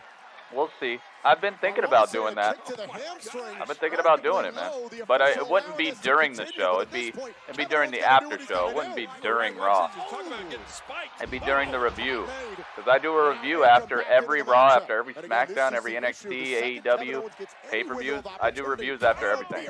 So it would be during the review. It wouldn't be during the actual show itself. There's already so much going on. I wouldn't be able to actually enjoy the show. I'd be so worried about who's calling in, listening to what you guys are saying, missing 90% of a match. I already missed a lot of it, just setting stuff up, adjusting the volume, making sure I don't get copyright strikes. It's a very in-depth process that I go through to make sure that I actually am able to keep my channel together. So it'd probably be during the review if I do it. Oh man! And now Owens, he takes Razor off the apron. Yeah, and on top of that, gotta make sure that people calling in actually are there to talk about wrestling and not there to get me banned off of YouTube for the stuff they say in the chat or stuff they say on Skype. That's another major reason. Kevin Owens is actually beating up all of AOP and Buddy Murphy. And now trying to send Buddy Murphy back inside the ring. Owens may do it. Kevin Owens is going up top. The Monday Night Messiah can't believe it. Oh, no. Take it off. Bullfrog splash, knees to the back. Thank goodness, man. That was the match needs to be over with, dude. This is getting out of hand. What a I'm sorry, but both members of AOP would absolutely slaughter any single person on this roster. And then you got to deal with Buddy Murphy on top of that. Pop-up powerbomb. That's done. All right. Buddy Murphy gets eliminated.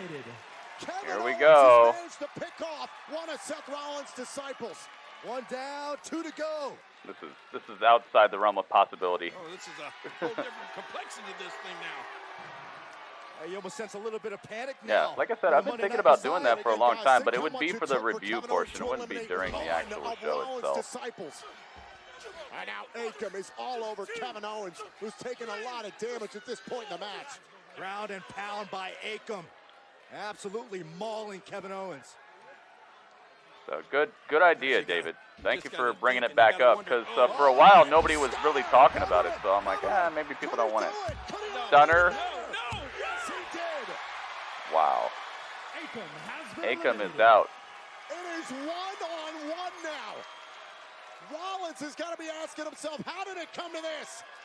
What are we witnessing right now? Can Kevin Owens actually pull this off, guys? Oh, I do that all the time, David. You just got to come over to Mixer, man. On Mixer, we talk about wrestling very, very often. And the biggest and the baddest member of AOP. Oh, my goodness. And then Rezar hugs the ring post. Two super kicks. Down to his backside. Razor's down. Kevin Owens, cannonball. Come on, Razor.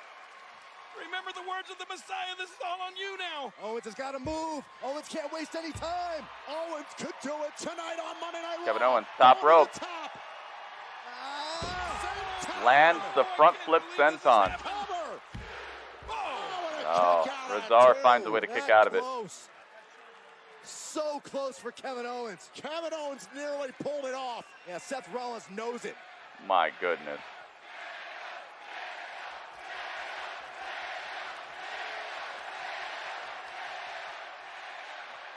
And now Kevin Owens with the Kevin Owens looking for the behind him. fireman's carry.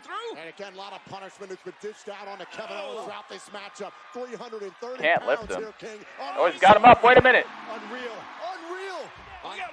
And now Seth Rollins trying to interfere again. Oh my goodness. Rezar takes the head off of Kevin Owens with a brutal clothesline. Kevin Owens inside out. Off the distraction from Seth Rollins. And now Rezar. Wow. Spine buster. Spine buster by Razor. Kevin Owens looking just out of it now. Rollins barking more orders. And again. And another one. Kevin Owens. Cover. Is this it? That's one. Is this That's two. Yes. That's three. Wow. Thank goodness, man. Oh, man. Rezar takes down Kevin Owens finally. Goodness gracious, man. How's it a lame finisher? You got a 330-pound dude throws you off the ropes and then pop-up spine busts you in the center of the ring? Seems like a pretty okay finisher to me, man. One of his arms probably weighs like 50 pounds itself. You got a 50-pound weight plus your own weight spiking you into the mat off the ropes. Seems like a pretty effective finisher to me. You won't be breathing. You won't be breathing after that. You're gonna be losing a lot of ability to breathe oxygen for a little while. Knock the wind out of you. Trust me, man. The last thing on your mind is kicking out when you can't breathe. Man, I'm really glad Kevin Owens didn't win this.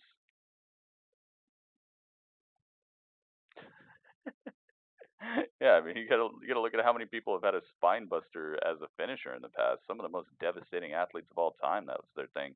Like, it was the Rock's signature. Arn Anderson used it to super avail. Like, there's probably like 15 major like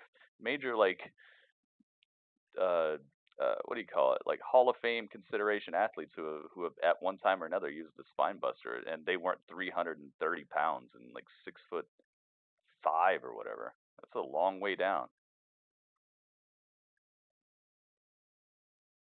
Yep, 2 spine busters, man. It's good stuff. Triple H, yeah, exactly. I mean, spine buster is no joke, and none of these guys that I'm listing were 330 as huge as this guy. That stuff is very hurtful, man. You fall from really high up, you're gonna be hurt. David, David's over here. Everyone's saying thank you to Kevin.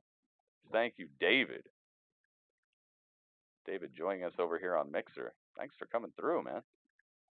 Let's give you a taco. You gave me a taco, I'm giving you a taco. Later as he takes on my guest. Ladies and gentlemen, Ricochet. Ricochet, tonight you compete in a triple threat match with the chance to face Brock Lesnar at Super Showdown for the WWE Championship. What does this opportunity mean to you?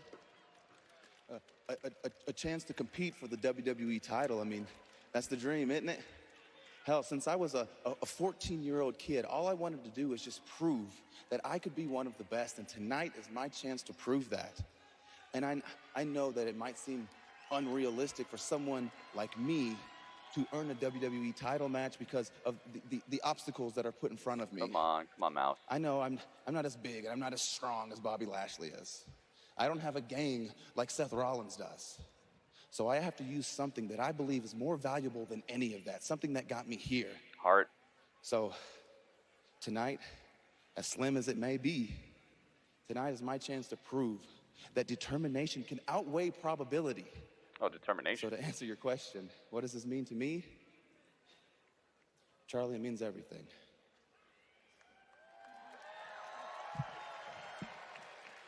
Opportunity of a lifetime later on tonight for Ricochet. Come on, come on. Well, here's a man that Ricochet knows all too well. Early last year, these two come on, Mouse. Together between come Raw on, Mouse. and SmackDown and have gone their Mouse. separate ways. And Aleister Black can... Thank you. Jeez, Mouse. All right, Aleister Black. Let's see if he can come out and smash somebody we've never heard of again. Please, let it be. Let it be somebody we've heard of at least this time. All right, Aleister Black. Coming on down. Do do do do do do do do do do do do do do do do do.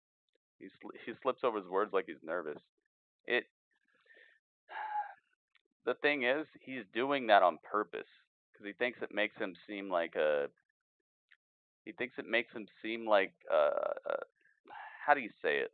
Like an upstart, like a rookie, like a underdog type of guy. He's unsure of himself, and he's just trying so hard. Like he's doing it on purpose. He knows exactly what he's supposed to be saying. It's a tactic that I used in sales as well, where you sound unsure of things so that it doesn't sound like a script.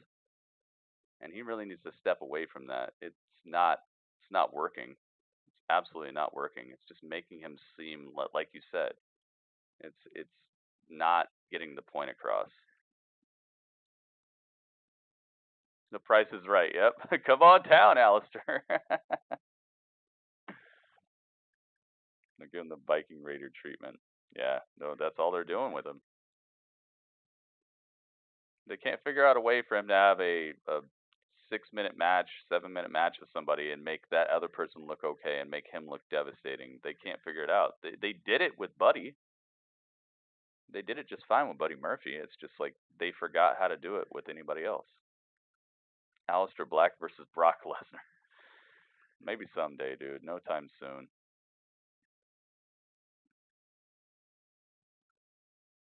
Although I will say that Brock Lesnar, some of his best matches of recent history have been against people of this type of body style. Not the super huge guys, but these kind of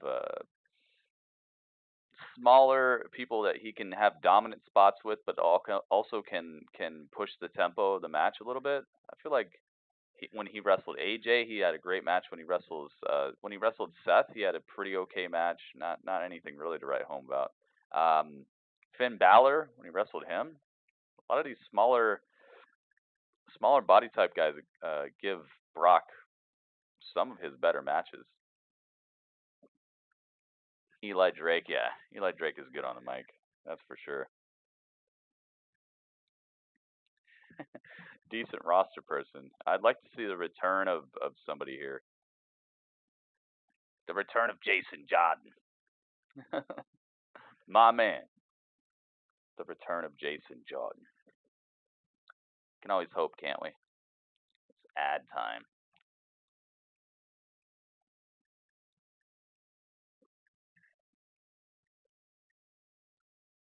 But who knows? Who knows how many people got stuck in the snow? They might have to just find somebody in the crowd who wants to fight Aleister Black. Yeah, Brock versus Daniel Bryan. Yeah, there you go. That too. A lot of these people with the smaller body types seem to give Brock some of his best recent matches. So Aleister versus Brock. That's intriguing, but I don't think they want Aleister taking any losses anytime soon. Maybe if it's for the title. That could be fun. Yeah, Daniel Bryan.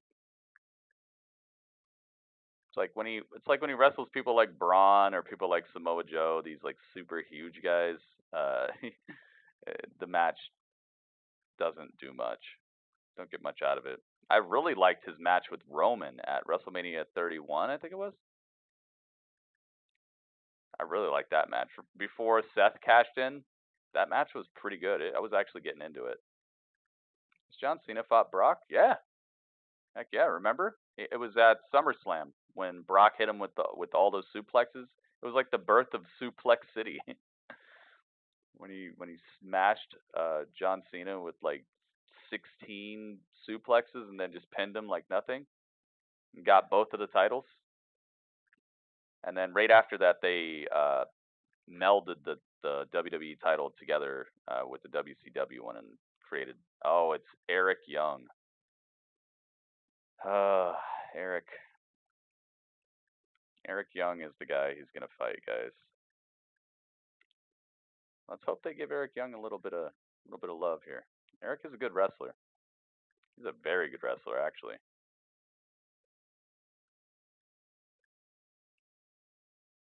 Yeah, when Brock got all busted open, that WrestleMania match was cool between them. Not the most recent one. I'm talking about 31 when Seth came out and cashed in. What a move. Sweeps out the leg. Right, I would put Eric Young, but I'm not sure that I should move my mouse right now. To the midsection says I'm going to hold myself accountable. Yeah, that was a pretty good match. King on his own road to WrestleMania. At least a roster person, yeah.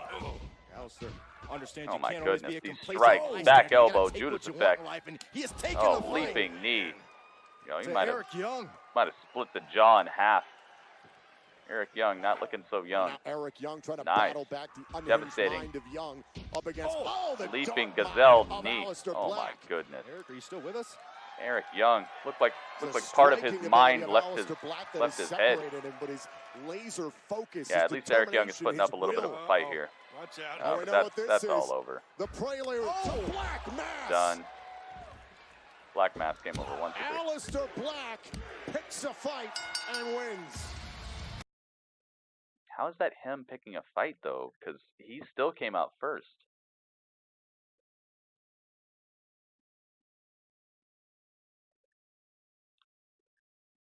There's these little attention to detail spots that really break immersion for me. If he's supposed to be picking fights with people, shouldn't Eric Young just have had a match that's coming up? It's like Eric Young versus Kurt Hawkins, and then Eric Young comes out and not Eric Young, and then Aleister Black comes out and picks a fight, like says I'm gonna beat you up, and then does it. How's he picking a fight when he's the first one coming out, and then Eric Young comes out second?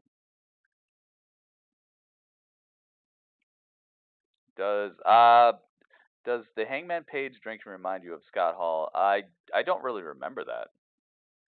When they told you when you were young that you could grow up to be everything that you wanted to be. Only then later on realize that it was quite the opposite. See, I never understood that about our system. See, because that's not me, that's not real. That to me is not authentic. Now, I am a firm believer that people should be whoever they choose to be. I get something. Because that right there drives relentless competition.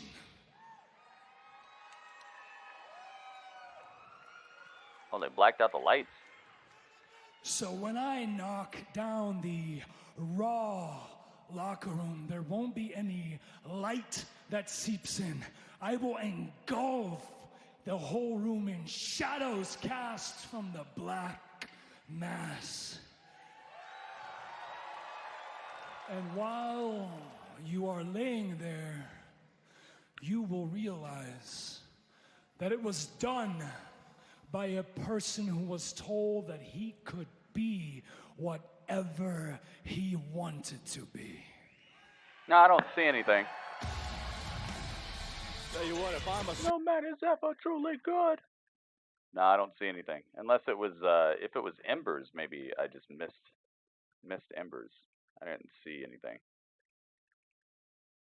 Yeah, his graphics look like water now. It's like there's dark waters cascading in the background of his Titantron. I wonder if that means anything. Pretty okay promo.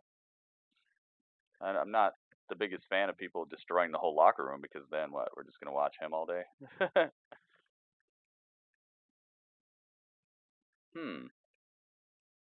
Yeah, it's not showing anything right now. I logged out and logged back in and everything. Let's hope it just really actually failed, because I'm not seeing anything. Let me check over here. Oh, okay, I think I see. I think I see what it is. Let me check.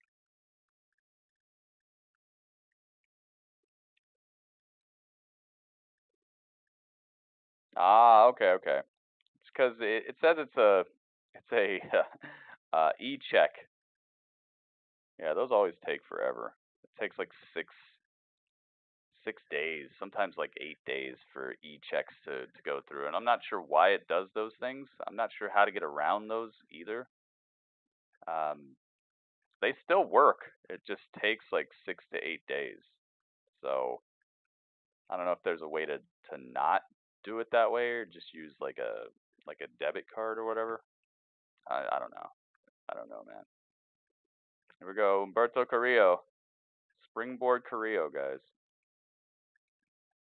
Right, let's get Aleister Black out of here. Come on, mouse. Yeah, that's what it is. It says it's an e-check. I don't know how to not do those, and I don't know how to get around the processing time on those. I'm not even sure how those exist. Humberto Carrillo, I can almost guarantee you that the crowd is even though this is a good crowd, I'm pretty sure it's crickets out there right now. What is it, getting another U.S. title shot? This Friday. Goldberg? What? No way. Goldberg is showing up this Friday on SmackDown. Well, that is a guaranteed watch from me, dude. Goldberg. They just advertised that Goldberg will be there this Friday on SmackDown. And it said, who's next? And it showed him slamming fools. So let's hope that that's not false advertisement. Maybe because it was Canadian. Yeah, that might have something to do with it too. Dude, I appreciate it very much.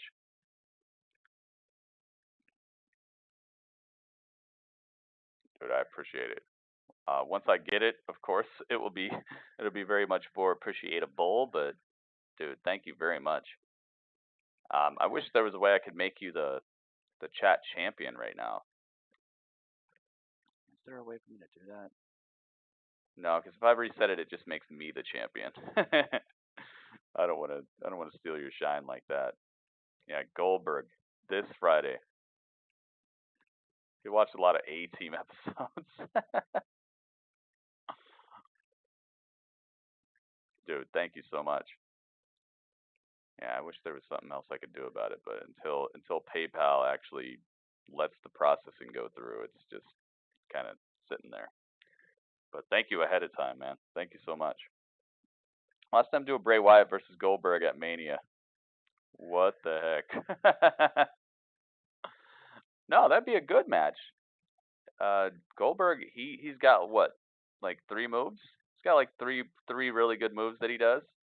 So he could just keep hitting Bray with those 3 moves over and over again, and Bray could just keep popping up, and then Bray could eventually choke him out and win the match. I think that's a perfect opponent. Not really trying to see Bray Wyatt have like great matches. I'm trying to see the Fiend just choke people out, you know.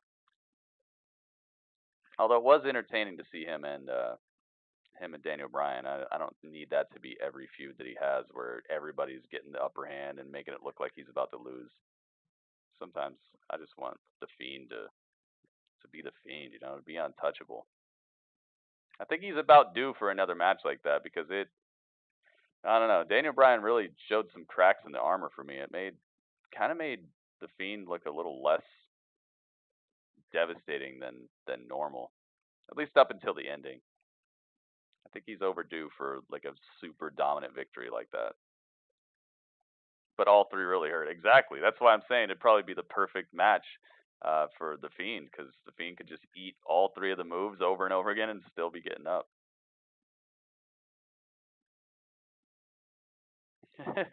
I got dibs deal.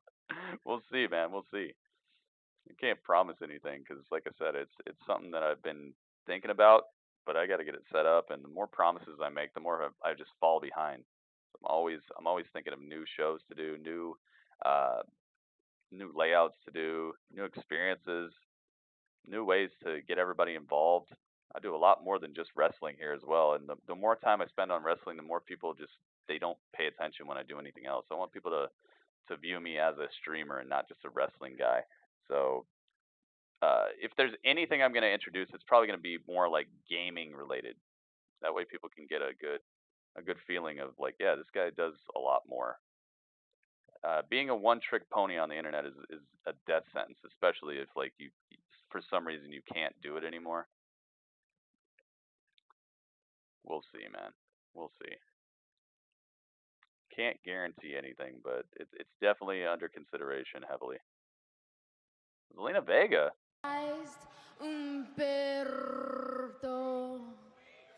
Zelina and Angel Garza. Ladies and gentlemen, do you want to know why Humberto is surprised? Because nobody smart plays fair. Vulnerability is a liability. Sounds like Christian, does he? And I found yours.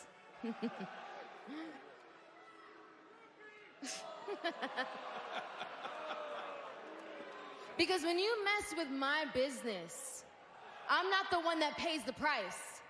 You are. Cállate! Keep going. Standing next to me is not some hired hitman because you viciously DDT'd Andrade into the concrete last week. No. It is much, much worse. Standing next to me is a former champion in NXT. Standing next to me is the hottest Latino prospect. And standing next to me, here's the best part, is Humberto Carrillo's cousin, Angel Garza. His real cousin? This is just plain dirty from Zelina Vega. You got a problem with Humberto Carrillo and you go out and get his cousin? Is that one of the colognes? Got any idea how she convinced him to do her dirty work? Humberto. Primito. That's in Spanish. That's in Spanish. Cousin. I know that you are in shock because you are seeing me right here. You are in shock because you are seeing me. I like it. You are in shock because you are seeing me. I'm going to start using that. We both know that in the actual time, right now, this era, I am the leader of our family. So, you. What's up, Del Rio? He's running a MMA company. He's got his own MMA company like UFC.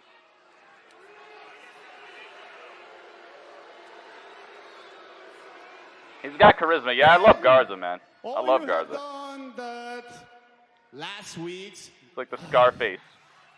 Has been a disgrace. Wait. Not just to me. To all these people.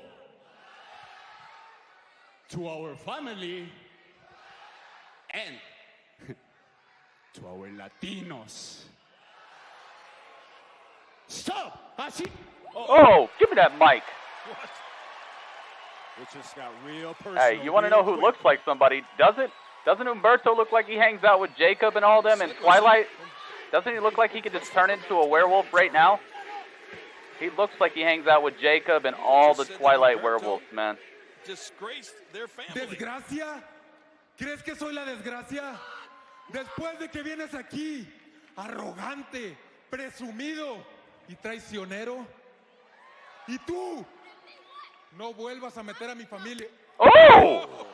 Yo, he got his face slapped red. Uh-oh, you better watch out. He's going to turn into a werewolf. Oh, you better get off of him. He's going to turn into Jacob. I love Garza, man. Garza's got that charisma. He just makes me happy when I see him. What he did last week to Andrade. Oh, that had nothing to do with Angel Garza. Oh, what's this? Oh, God, he's putting the knee right across the throat. Oh, this is vicious. Get somebody out here. You gotta be kidding me. Oh, he put the knee right on the throat, and now double underhook wing clipper. Setting up for what he calls the wing clipper. Oh, God. I'm sorry, man. You better turn into a werewolf. Humberto. Yeah, Garza's got charisma. Taylor Lautner. He looks like Taylor. He looks like he hangs out with him. He looks like he could be one of the ones. They remake Twilight. He could be Jacob. Oh my goodness. Tossing Carrillo outside the ring now. I think she wants. Oh goodness. Humberto's wings. That's a. Where's he at? How about he comes over? Oh my goodness. Oh no! Look at Zelina. Garza just tossed Humberto back first, like flying back first into the ring steps, and it looked perfect. And now, Zelina Vega in the high heels pulls up the ring mat on the outside. Oh no.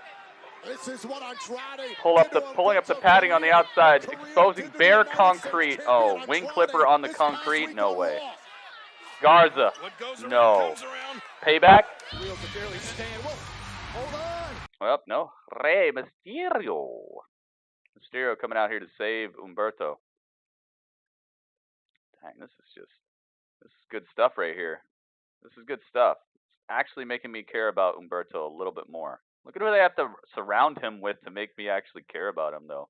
They got to bring out Rey Mysterio, Angel Garza, and Zelina Vega to make me somewhat care about what's going on with Humberto, man. This guy, this is probably the last ditch effort. This is probably the last thing that Vince is gonna let, because I know Humberto is, from what I hear, he's one of the projects that Paul Heyman has, one of the people that he really likes and wants to see succeed. And I want to see him succeed as well. But if he's not gonna be interesting and the guy's gonna be all timid on the mic and look like he's lost, it's not exciting. I'm all for getting good wrestlers out here and getting them time, but man. Rey Mysterio. 2 days from now, Garza has been suspended for wellness policy. Yep, they're all gonna be suspended eventually. You think Rey and Humberto gonna make a team? That would be a fresh team. That would be a fresh team. You know they'd be able to pull off some incredible tag matches. That might be something good, especially with them. Obviously, with SmackDown and Raw, they're just making these makeshift tag teams where they just bring together, oh, this guy and this guy. Oh, now you get a tag shot. If you're just gonna bring people together, I think that'd be perfect because obviously Rey Mysterio could be kind of mentoring him backstage, telling Humberto like how he cuts promos, how he got the crowd on his side, like just telling him how to kind of pause and let the crowd soak something up before you do a move, so the move seems even bigger. I think that's a good idea. Rey Mysterio and Humberto as a tag team. I think that would be a win-win situation. It would bolster the tag division. Obviously, the singles stuff is kind of iffy for Humberto right now. I think that's a very good idea, man. Chavo, Angel Garza versus Rey Mysterio. Take my money. I know, right? Is that about to happen right now? Okay, let's get Humberto out of here. I'm pretty sure Humberto's not going to fight. Let's get Rey Mysterio.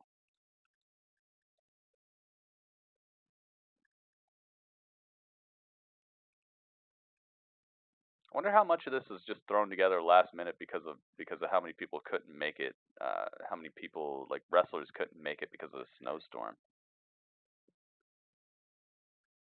Dominic wrestle? Yeah, that'd be cool too. Come on, Mouse. Come on, Mouse. I believe in you. You can do it. You can do it.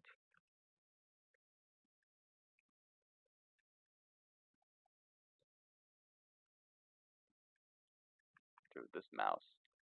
I need to order a new mouse. I want that Logitech ones that I saw, but here we go. Here we go. All right.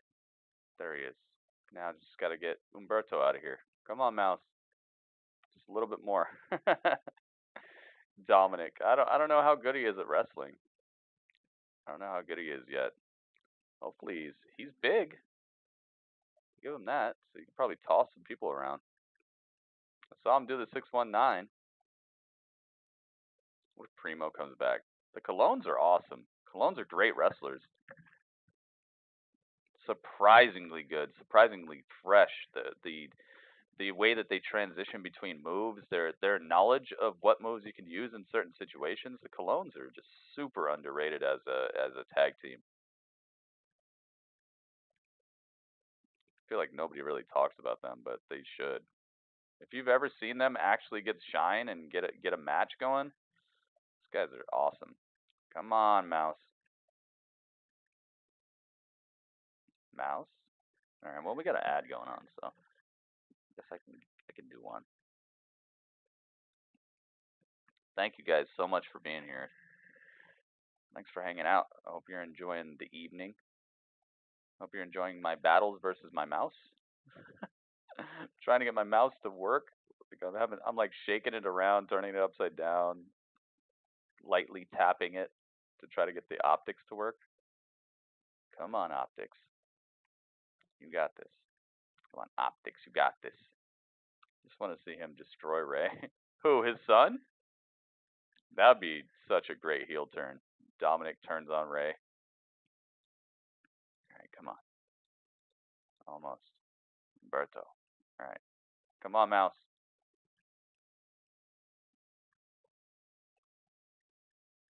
We've seen Camacho on that lowrider bicycle. Doesn't ring a bell.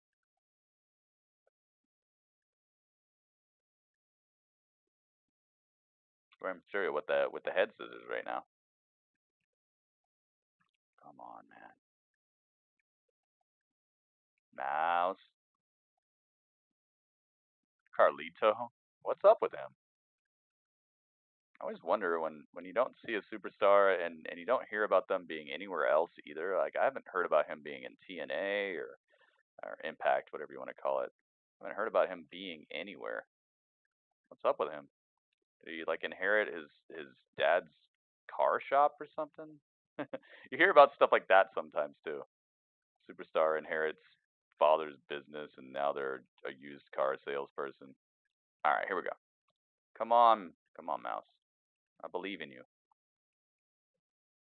Mouse, I've never realized how much I care about you. Come on, please. That's what happens when you take stuff for granted, man.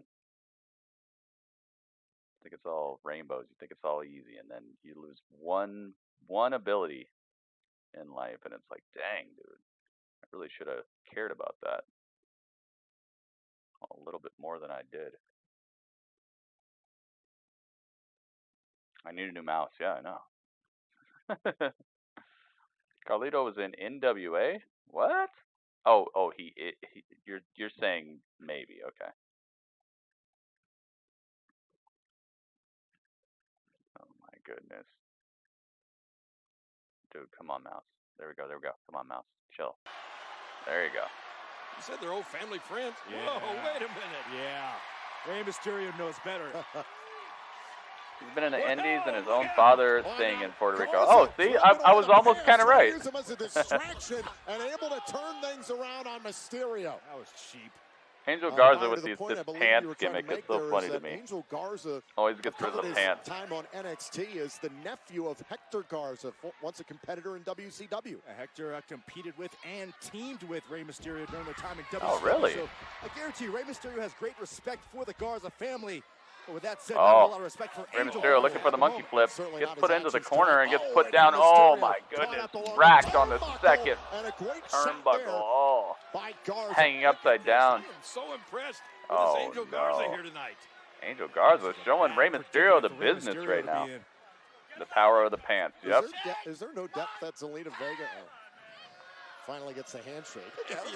Devious smile. I'm so glad Is there Vic no Joseph depth is that somewhere Zelina else Vega now. will I not did go not to? enjoy his Absolutely commentary at all. I like Tom Phillips a lot more. Do whatever she's got to He's do so to much get more ahead. That's smooth. very clear. If you're gonna have a Michael Cole kind of like Scary one. a Michael Cole-esque announcer, Tom Phillips actually sounds like he's having fun watching what he's watching.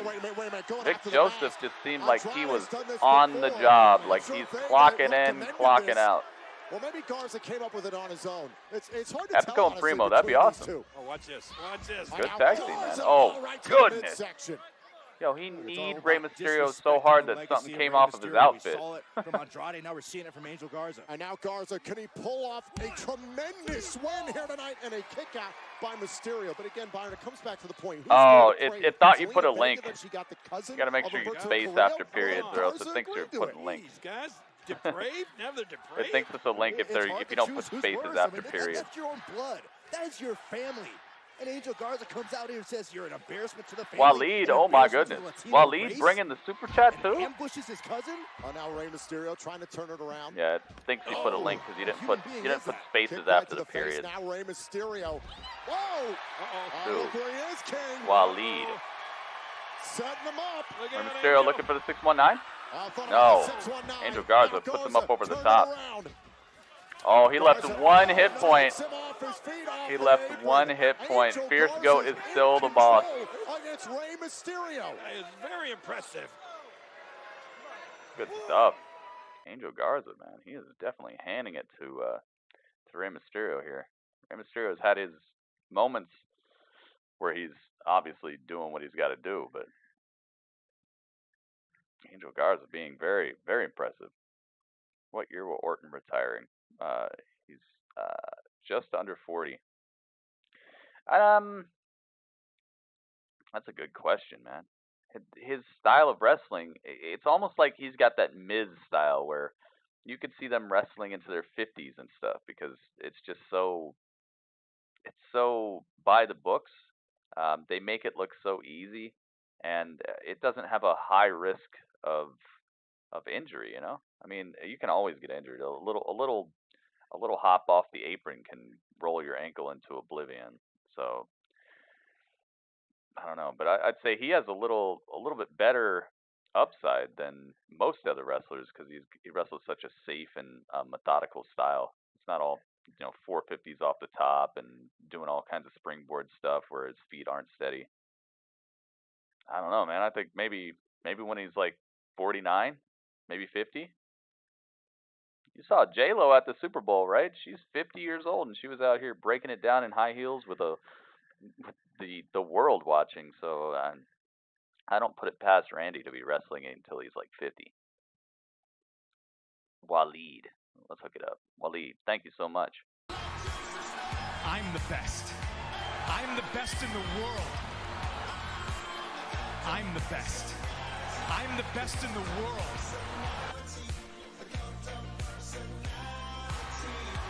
I'm the best.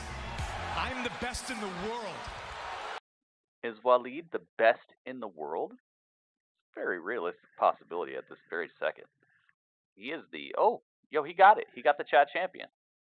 How'd you do that? I thought he left one hit point. He must have done it again. It was a very, very good timing on that.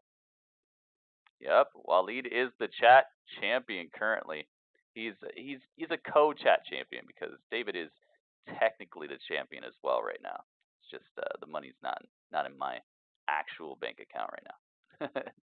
Dude, thank you so much, Waleed. Doing the dang thing. All right, we're still at ads, so another ad.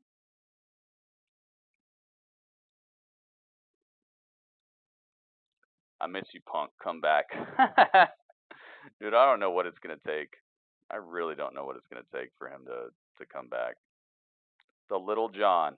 It's got to that point, guys.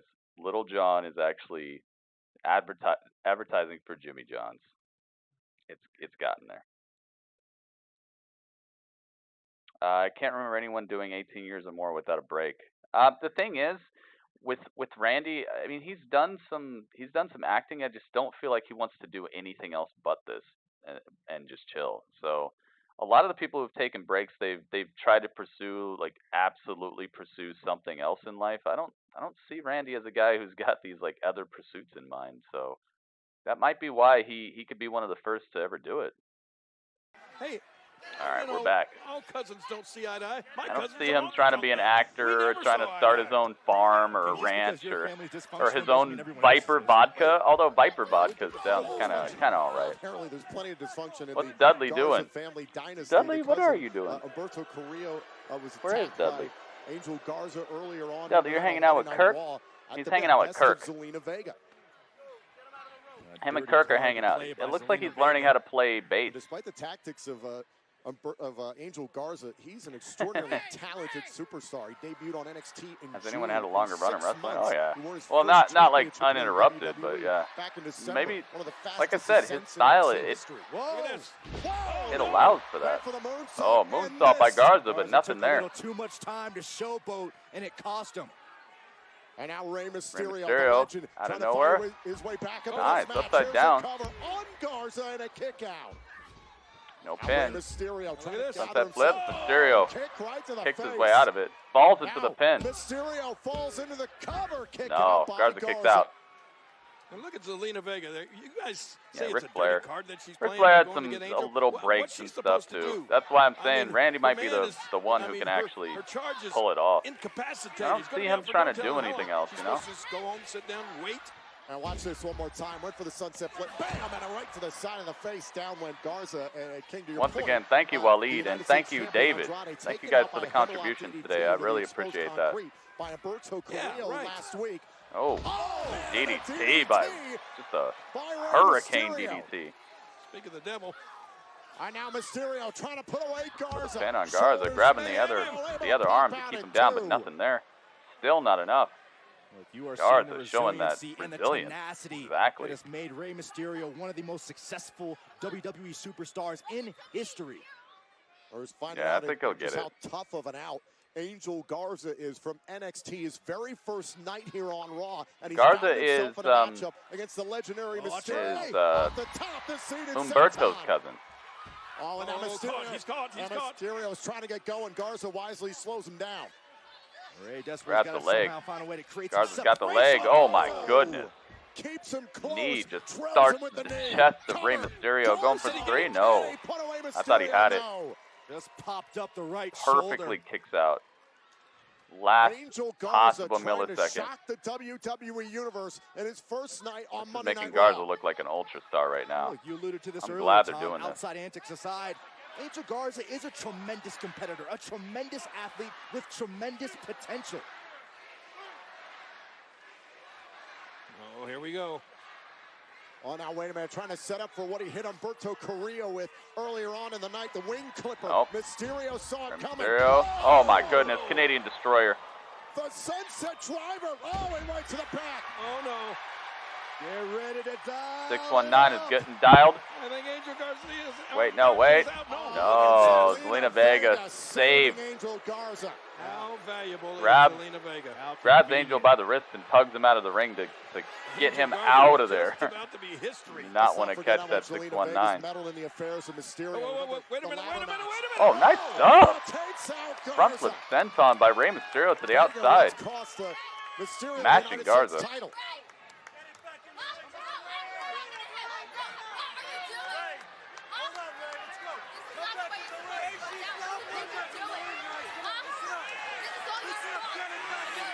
Look out behind you, Ray. He's taking a little bit too much time to jabberjaw. Oh my God, super kicked in the back of the neck. Angel Garza. Jaw-jacking from Zelina Vega. I thought Zelina was about to slap Ray like she did Humberto, but instead Smashed into the barricade. And now the exposed concrete is still there. They're calling back to it. Are you kidding me? Oh my God. They ring the bell.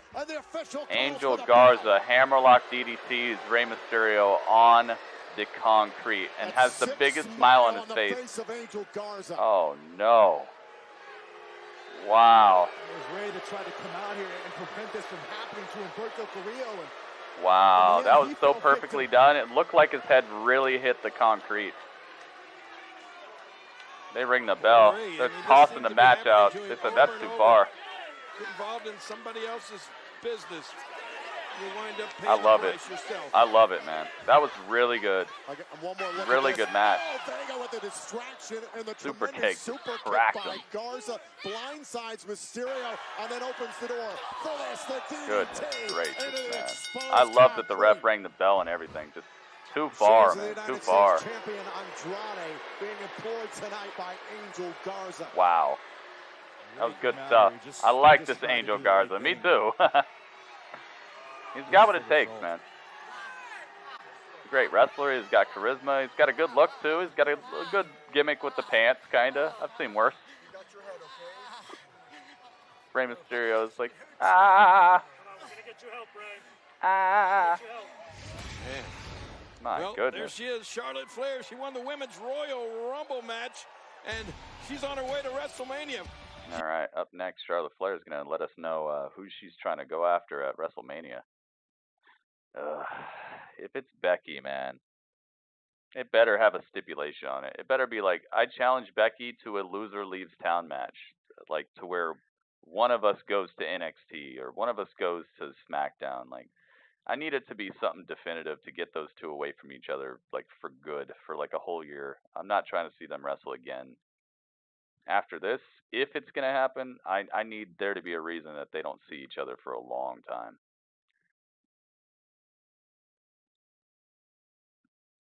The Queen, yep. I need them to just stay away from each other. New Mexican stable.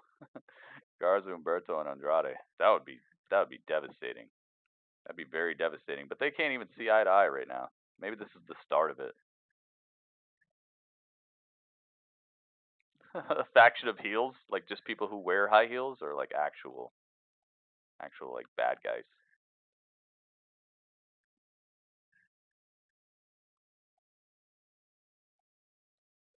If she challenges Bailey, that just sounds boring to me. They can both wrestle. I mean, maybe they could build it up. Let's hope there's something cool. I just hope for something cool, man.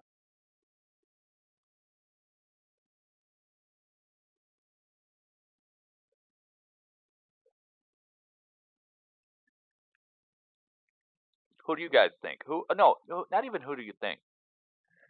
Who would you like for her to challenge? Like if there was no rules to it, if it was just like she gets to challenge whoever she wants at WrestleMania, who would you want her to challenge? That's the question. And I'll be right back to read your responses. I'd like to know. Thank you guys so much for joining me, by the way.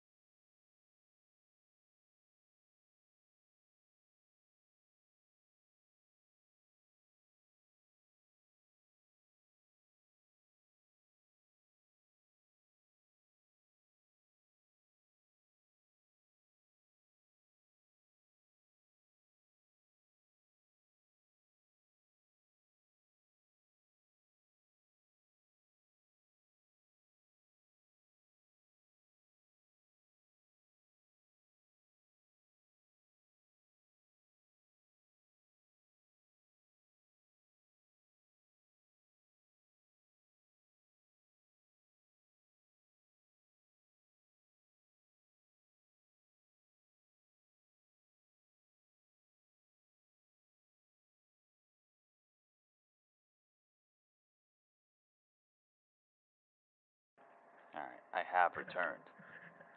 Pretty, you can't beat them, join them. Yeah, maybe. Just the way that they've built these superstars, it doesn't seem like they have that sort of mentality. I would like to see that though. I think that a faction of them could be so powerful. It could be so fun to watch. I'm all for factions. That's another thing that that I always list when people ask me, "Oh, what would you do to make WWE a better, more entertaining?" I'm like, "Dude, factions." And look, as soon as they started bringing factions, things got more exciting. The Undisputed Era, Seth Rollins and his Messiah Mounties or whatever he wants to call them. I don't know what they call them, but stuff like the Nexus, stuff like Imperium. These things make there be a genuine threat that people have to get together to try to overcome, and I just love it so much. All right, we're back. Representing WWE, representing Monday Night Raw, and all the energy involved. Yeah, we've already seen her versus everybody, though. Her versus Becky, all these people. All right, here she comes. Whoa, here she comes. Watch out, boy, she'll challenge you. Oh, here she comes. She's Charlotte Flair. Oh, here she comes. She's gonna challenge you at WrestleMania. Oh, here she comes. And she's gonna win. Especially since she was whining recently. I heard she was whining about, like, not being respected or not getting what she's, like, having a bad win-loss record. I'm like, what are you talking about? You're literally, like, the poster child for a woman in wrestling. Like, you are the one. She's the chosen one. And she's out here whining. It's like, dude, who should be happy then? Who should be happy? Who's had a better career than her? What woman has had a better career than Charlotte? What's she to be upset about? On Corey Graves' podcast, talking about she has a bad win-loss record. What are you talking about? Nobody can last more than me. Really? I don't think you're looking at. I think you're looking at how many titles you have on your fireplace. Baron Corbin and Rude and Dolph. Oh boy. All right, Charlotte's going to WrestleMania. Stop saying it. It's gonna get you copyright strikes. Do you think so? No, I changed the words.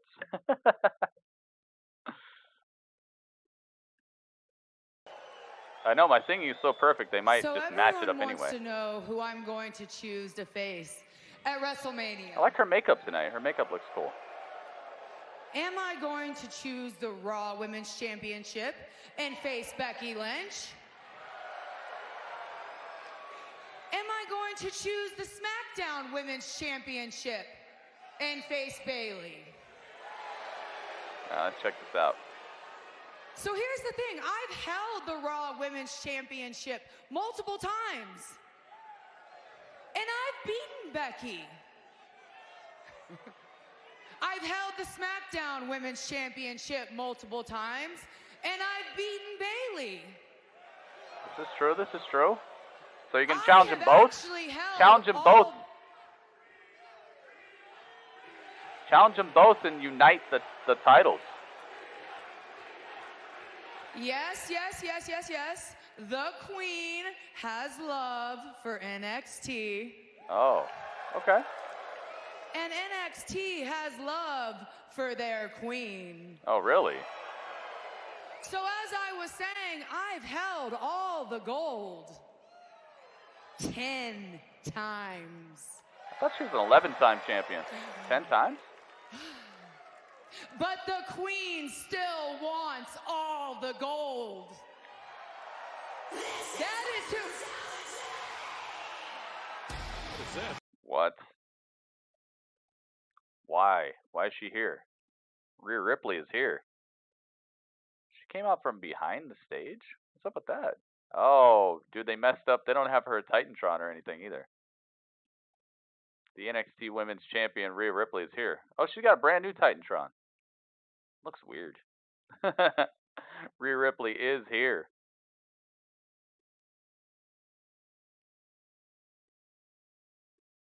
This is I will say it's way more exciting than the thought of Becky and Charlotte again, or Bayley versus Charlotte. But I actually would have liked if she would challenge both Becky and Bayley to unite the titles, because I think there's just not enough women for there to be a dual main roster title race. Just leaves so many people out of the picture, just because they like keep building up one or two people to always challenge for it. Could do so much better if there was one title and then everybody else, they can build them up to look like a genuine threat instead of having to build up two separate shows worth of women. Rhea's here. You know, Charlotte. You know. You did win the Women's Royal Rumble. And now you get to challenge for any title that you want at WrestleMania.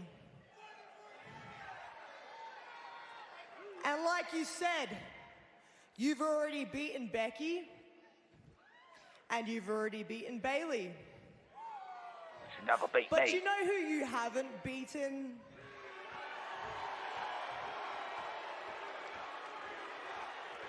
Come on, me. Rhea. Yep. As a matter of fact, I've actually beaten you. How's that possible? When did that happen? When did that happen? So if you're going to challenge I don't remember that. for any title at WrestleMania, well...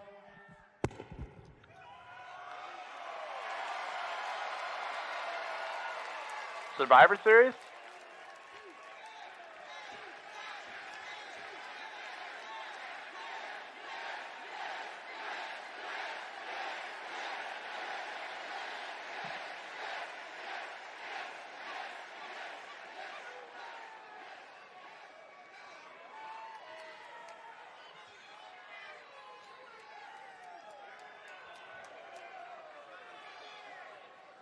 Just smash her. Just smash her in the face. Toe to toe. Oh! Charlotte just leaves. Charlotte just walks out of the ring. Like, I'll see you later.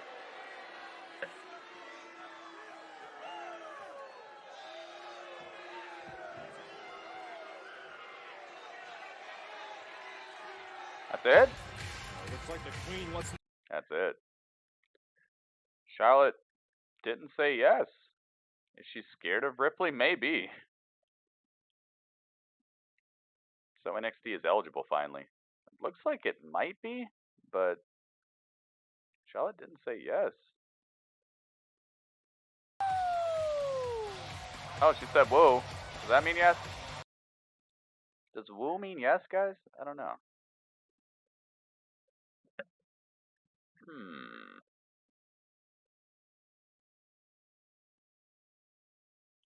Really? From NXT champion Rhea Ripley. And now please welcome my guest who's hoping to gain a championship opportunity later tonight. Maybe Charlotte Flair versus Rhea Ripley at WrestleMania. Bobby Lashley.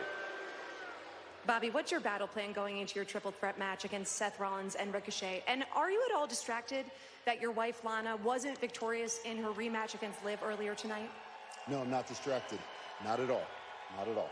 See, because my wife Lana, her match was just that. It was her match. Okay? Because we're going to have plenty of reason to celebrate tonight after I win my match tonight and finally get the opportunity that I deserve and that I've earned since the day that I returned back to WWE.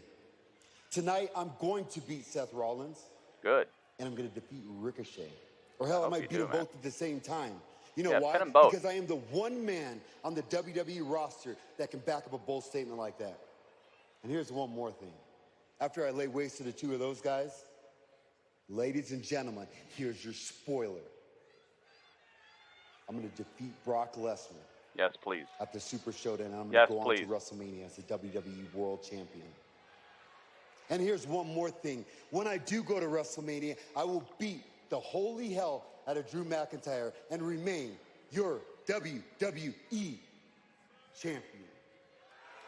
Yes, do it. Do it. Uncle Bob Lash.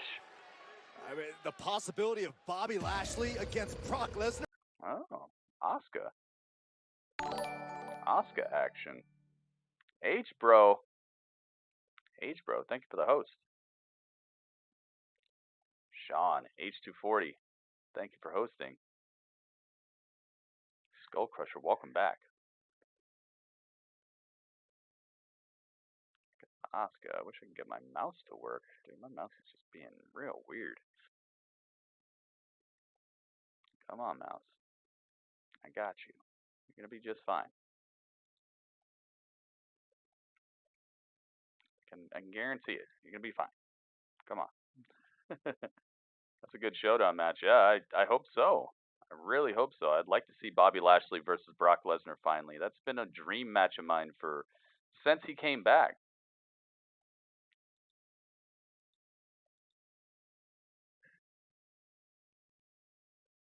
What happened? I heard something. I heard something. Something happened.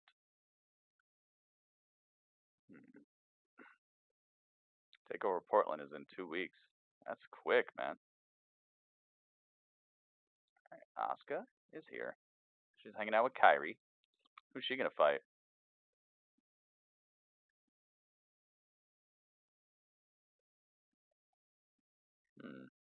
Who's on the roster? Who do they even have that she could fight?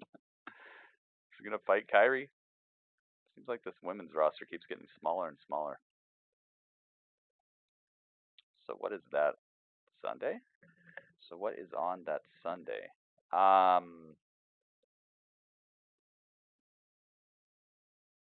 don't think anything. I don't think anything's happening that Sunday. Super Showdown? Super Showdown's on Thursday. Oh, and this Saturday is the XFL. I'll definitely be streaming that, dude. I got to see what the first XFL game, the first new XFL game is about. Need to find a female tag team to take them on. You wish Ruby didn't turn on Liv. Yeah, I see you, man. Sure, Charlotte will be at Takeover. You think so? I think that'd be a good little spot, especially after tonight.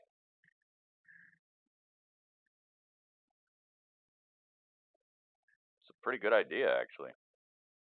I don't know who Asuka's about to face, but let's just hope it's something fun. She might be facing somebody just from Utah, just Miss Utah or whatever.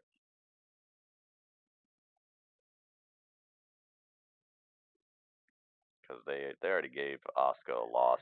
She lost to Becky, so they're probably gonna try to build her back up real quick. Come on, mouse. There we go. Peyton Royce. Yeah, maybe Peyton Royce. That'd be a good one. Is she on Raw or is she a SmackDown athlete?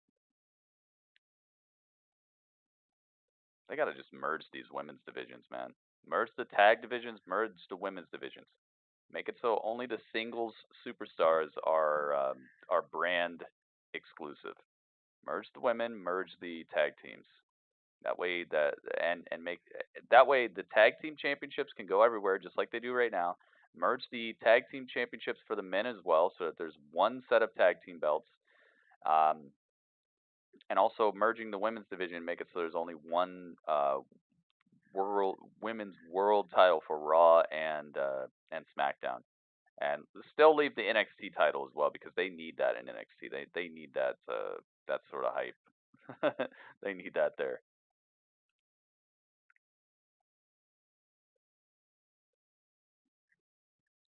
And then just leave everything else the same way it is. Monroe, the Ms. and Mrs. I've never watched that show. I might have seen it like one time just because it came on right after something we were watching. But I don't recall. I don't recall ever watching a whole episode of Ms. and Mrs. Sasha Banks tweeting about her Super Bowl commercial. Still nowhere to be seen.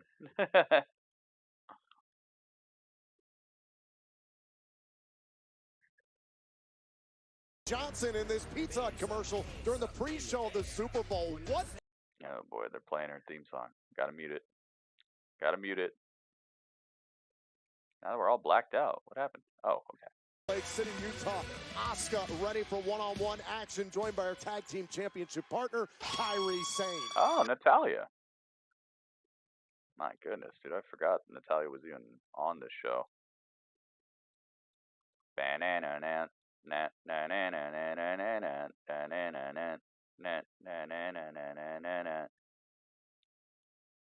Dude, where's Beth Phoenix? Have her fight Beth Phoenix. Alright, Natalya, you get over there. Glad my mouse is working a little bit. Hey, Natalya, that's good. It's a good athlete. I still think Beth has so much left in the tank, man. She always looks like the most dominant force out there. When she shows up, it's almost like she's teaching a lesson. It's like when Michael Jordan came. Remember when he retired and then that one rookie player was talking trash, like he could beat Michael Jordan one-on-one, and then Michael Jordan, he didn't come out of retirement for that, but he actually showed up at the Bulls practice and beat the guy one-on-one. He was like, "Don't ever talk trash about me again," and Michael Jordan just left. He beat him. It's almost like that when Beth comes out. It's like, yeah, she's showing off that if she was here, she'd be the tip-top champ. That's what she feels like. And Asuka, she would have all but guaranteed her road to WrestleMania. Nice snapmare takedown. Head scissors by Asuka. Immediately turning stuff out. Oh, kip up by Natalya. You got to believe Asuka's got to be a little irritated, maybe a little frustrated right now.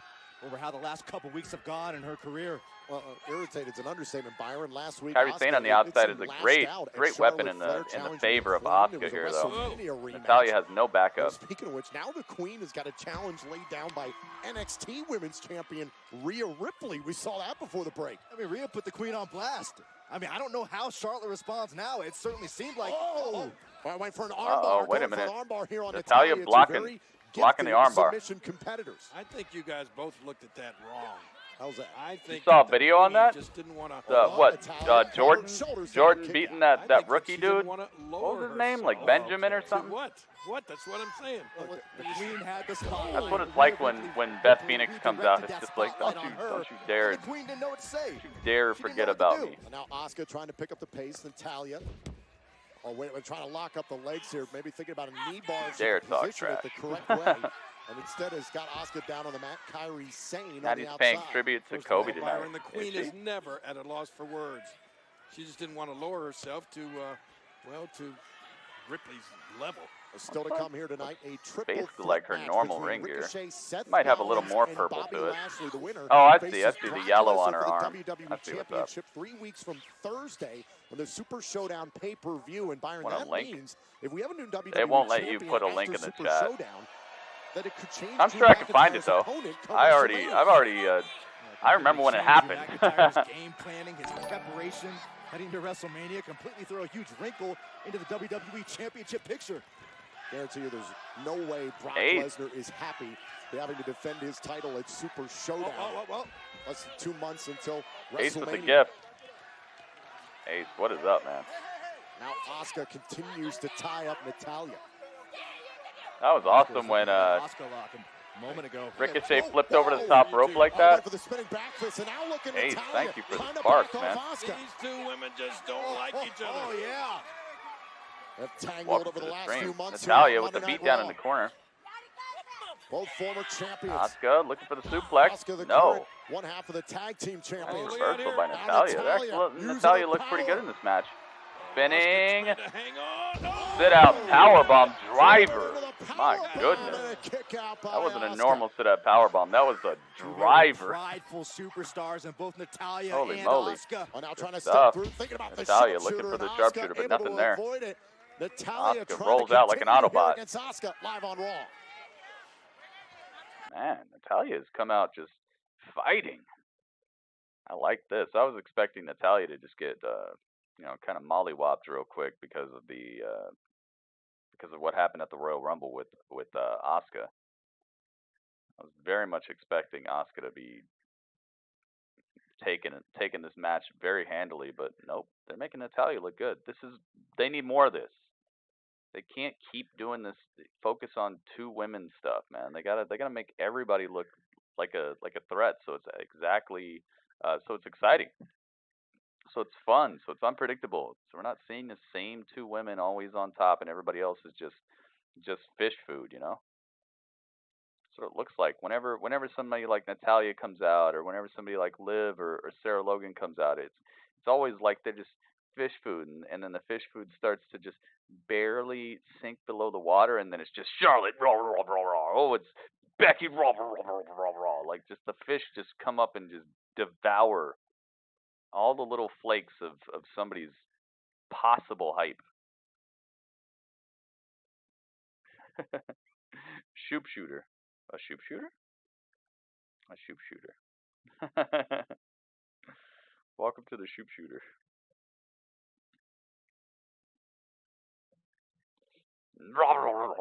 Just the Charlotte, Becky, and Bailey and Sasha fish just speed to the surface with a Jeff Gordon type of tenacity for the finish line. Everybody else is just gone. They got to do something about that. Oh, we got Snickers commercials. We got Little Caesars commercials. They're always trying to make me hungry during Raw.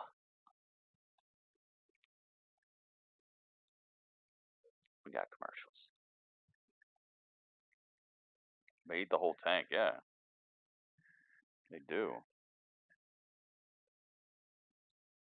And it's like the hype level for them sometimes. It's like they're hiding in the little castle. You know, you look in the fish tank. You're looking for them everywhere. You're trying to see, hey, where are they? Where are they?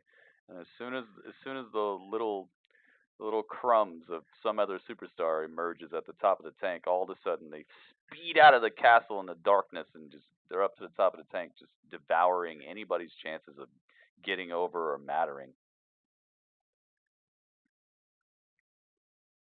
That's what's got to stop, man.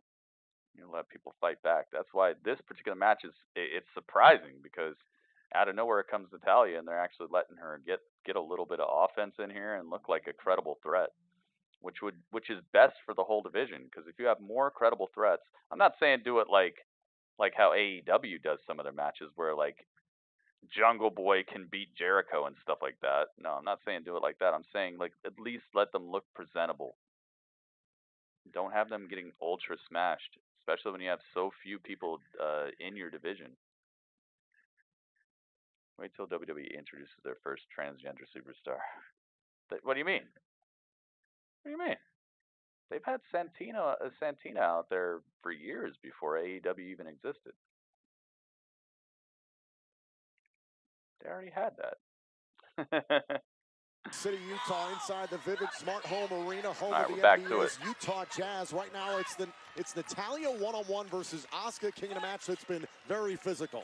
Well, we got a blizzard going on outside, but the action in here is hot and heavy. Look at this shot to the head of Natalya by Asuka. I think I need an ice pack. I'm not even in the match. King, can you blame either of these superstars? Both of them trying to rebound, trying to send themselves successfully on the road towards WrestleMania. Exactly right. This match means a great deal to both of these superstars. Oh, man. Asuka kicking the chest up in Natalya right now. Afflictive strikes. I don't know if Tyson Kidd is going to like that. Oh, wait a minute, Man, that's a guy I missed a lot. Tyson Kidd was awesome. I liked his on-mic work. He just had this cocky bravado to him. I love Tyson Kidd, man. Too bad about him. Has gotten personal in a hurry. I mean, considering what's been going on between these two. Not a gimmick. Oh, okay. It goes back to the point you made, Tommy. It's about cool what's with in the air right now. It's about WrestleMania season.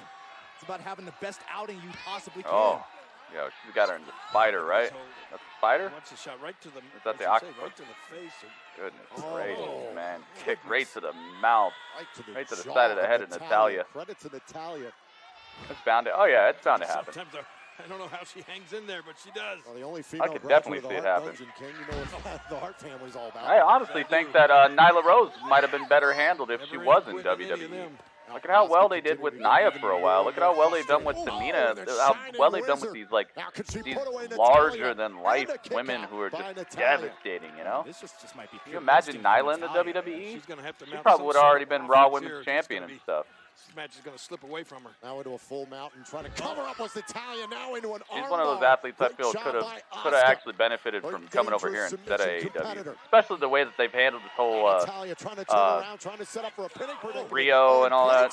Come on, man. Right to the face of Asuka. Natalya returning the favor. Oh, wait a minute. Going after the arm again. Going after the arm. Oh, goodness. Oh, goodness. The arm. Natalya doing everything Asuka she got can the arm to of Natalya. Oh my goodness, Natalya with the super slap, and now the strength. But Natalya, can she hold her positioning? Asuka going for the guillotine choke, but Natalya showing the strength to stay in it. She's gonna tap. Don't tap, don't tap. Oh, she's going to sleep. Natalya's thinking about it. Natalya's going to sleep. Asuka trying to Oh, shut down no. Natalya. Wait a minute. Tonight, live on Natalya Monday Night powering out of it. Look at this Look at power. the strength. No way. Powerful base of Natalya. Natalya turns the guillotine choke into a super vertical suplex. Incredible. Stood her straight up before dropping her down. That was very nice. That was impressive. That was incredible. That was not just like wrench her back. Like she actually lifted her out of the guillotine choke, stood her straight up, then dropped her. Incredible muscle.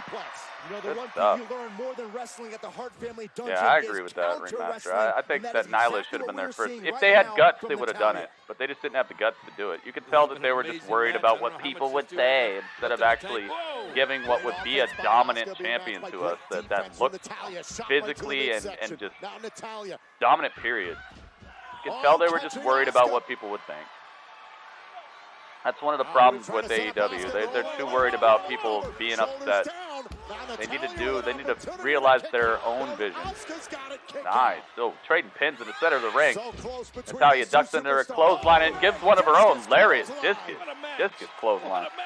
Advantage, Natalya. It's a good match, man. Natalya looks so at home in this ring. I love when Natalya wrestles. Here we go, sharpshooter. This is where, oh no. Oh my God. Asuka in so much trouble right now. No hope for a rope. You gotta crawl. Okay, she finds her way to the rope. Crawls all the way out of the ring. Natalya not letting go of the sharpshooter, even on the apron. Oh my goodness. Natalya savagely locking in the sharpshooter and leaving it. I love it, man. Heck yeah. Let's go, man. Let's make some other women look like savages. You're telling me, like, you can't legitimately be telling me that Natalya is not a better wrestler than Becky Lynch, man. I don't know who could. Oh my God, Asuka lock. We're done. Oh my good. Oh my goodness. Yeah, this is done. Asuka lock for the win. Good stuff, man. Good match. Good match, dude. Very good match. Nah, Julius. No rumors, no spoilers, no dirt sheets, man. Please don't announce anything in the chat that WWE is not announcing themselves. This will be your warning shot. Please. No rumors, no spoilers, no dirt sheets. We'll find out when it happens on the screen, man. We don't need to hop ahead. It's much more exciting to actually see stuff happen than to hear about it from some person who's never wrestled, just chilling on the internet, making money off of ruining events and spoiling things for people. That was a good match, man. They did a great job. That is exactly what is necessary for this women's division to start actually mattering more, man. Make other superstars look like they're actually worthy. And not just pushing people just because, oh, there's a pay-per-view coming up, I guess we got to find somebody real quick, build them up in 22 days, and make them look like a superstar. But you just do it all the time, so we're always wondering who could be next. Come on, mouse. Asuka's cutting her promo. I'm pretty sure it's heavily. Oh my God! Here we go again. Oh my God, dude! And of course, you just do it again. You just do the same thing. La la la la la. Oh my goodness, man. Here we go, Becky Lynch. Got to come out and just step all over what we just saw. Step all over the great women's match we just saw, making two people look like incredible wrestlers. She's got to come out here and just step all over it and steal the shine. This is exactly what they should not have done here. Horrible. Here we go. The GOAT. You know what GOAT stands for in her case? Go to Orlando and train. Go to. That's the G. Go to. O stands for Orlando. A stands for and T stands for train. Go to Orlando and train. That's what GOAT means on her jacket. After ducking me for a whole year, you want to fight me again?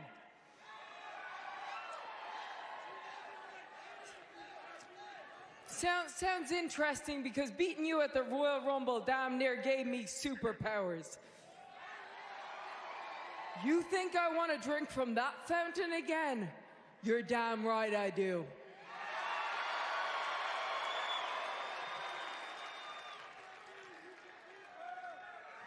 But then I think, why would I put my precious title on the line so close to WrestleMania? Because everybody else does it? Because everyone else defends their title more often than you do? Because we just seen the United States title on the line 3 times in like 7 days. Do it again.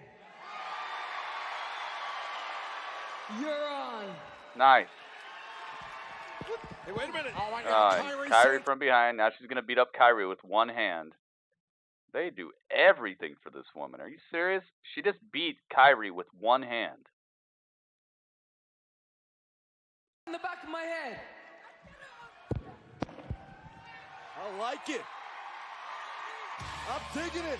Yeah, you're that good. You beat Kairi Sane with one hand, even though Kairi Sane could beat you with both hands tied behind her back.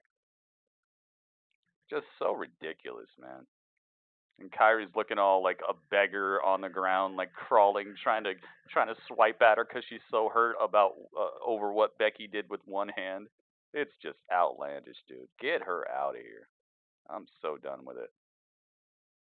Good job to Natalya and Asuka. You put on a great women's match, which is something that Becky has the just. I don't know. I don't know if she has the ability to even do that anymore. I haven't seen Becky do anything of excitement recently. But the last exciting thing that I saw Becky do was her match that had Charlotte. Was it a triple threat? I think it was a triple threat. Where like they went off the ladder, through the table, all that stuff. I think that was the last exciting thing I saw her like be directly responsible for. I know it sounds like I'm hating. I'm not. It's just like there's a time and a place for everybody, and it's just like she's not upholding her end of the bargain in the ring at all. It's not looking good. It's not looking good at all. It's like every other wrestler besides her is better than her right now. Her most awe-inspiring move is a 180 leg drop off the second rope. She does nothing else. A snap suplex, you're not even the person who does the rotation mostly. The person on the other end of the snap suplex is the person who's actually doing most of the work there. Arm bar? What? Disarmor? You sit on somebody and you grab their arm. Like there's nothing going on there. And then on the mic, she's just, oh God, man. Less is more with her, though. I'm glad that they don't have her cutting these, like, lengthy promos like what they were doing before. That's definitely something in the right direction for her. I'm glad that she's talking less and showing up less. Watch the language we rubbed. You know, we don't talk like that in here. It's just, ugh. Ugh. After a great women's match, we got to bring the whole entire thing down with Becky coming out here. Well, hey, now that you wrestled really well, how about I get involved? Oh yeah, that tag match at TLC. But then again, no. You see, there's a reason I didn't mention that match is because she was out of commission for most of the match. Remember, she got tied up like she was tied to like she was a damsel in distress tied to the train tracks. Like, she was out of commission for most of the match. She was, like, sleeping at ringside. She was tied to stuff. Like, she didn't do anything in that match. It was all up to everybody else. And that's part of the reason that that Kairi got hurt. Kairi Sane got smashed in that match because Charlotte had to uphold the whole entire part. Her whole team, basically, Charlotte had to be the one to showcase that her team was actually in it to win it. Because Becky was out of commission for most of the match. Yeah, and Kairi got injured. Exactly, because Kairi and Charlotte and Asuka were out here trying to make up for the fact that they were running a 4-person race with 3 people. This is why I'm not feeling it, man. She should go hang out with Dana Brooke. Obviously, Dana Brooke has launched her stock into the ceiling. She's not the greatest superstar they have, but she is improved by leaps and bounds, and so has Mandy Rose. Think about Mandy Rose and think about Dana Brooke. Think about the first time you ever saw them wrestle and think about them now. Now think about Becky Lynch, the first time you ever saw her wrestle and think about her now. Like, it's night and day. The only thing that's changed about Becky is she doesn't wear like goofy Irish outfits. That's it. And she doesn't do the little jig dance. That's it. Her wrestling has not evolved at all. It's actually devolved.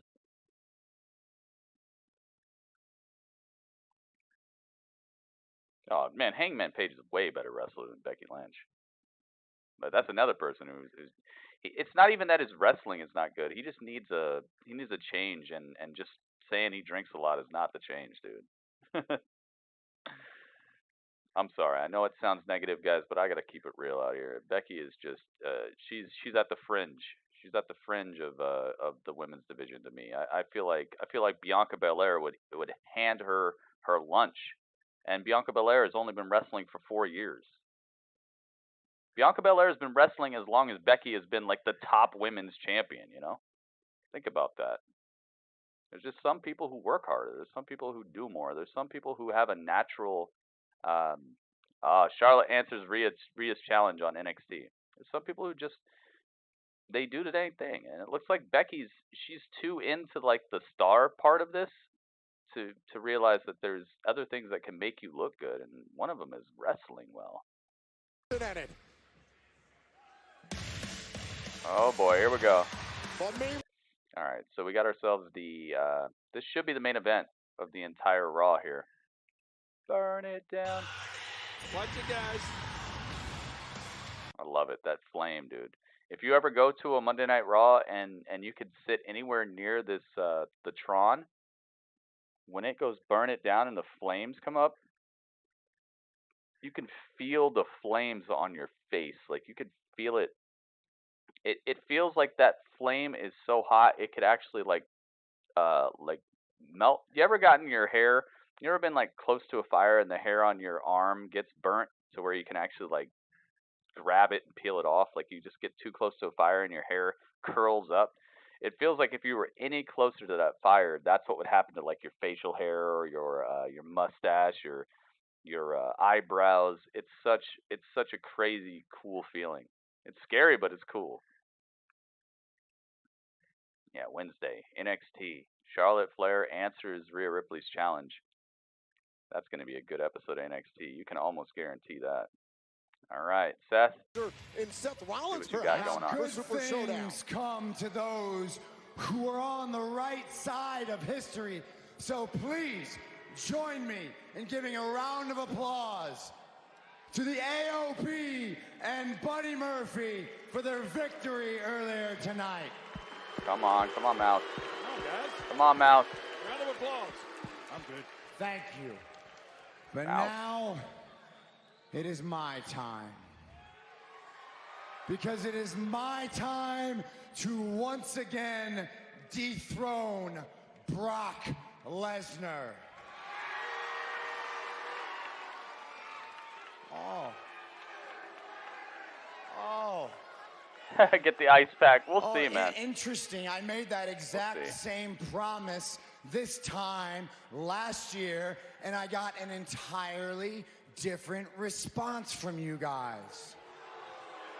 I wonder why. My, how things change so quickly around here. I promised I would go to WrestleMania and beat Brock Lesnar for the Universal title, and that is exactly what I did. And I took that title and I defended it all across the world, from here to Paris, to Tokyo, to Seattle, to Dallas, to New York City, and I came home expecting a hero's welcome, but instead, you crucified me. It's a good promo.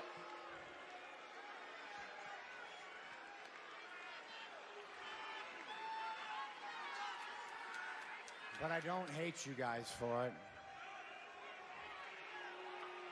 I don't hate you at all. As a matter of fact, I'm here to say thank you. Oh. It's because of all of you that I am the man I am today, this man I have become, this man I am so proud of.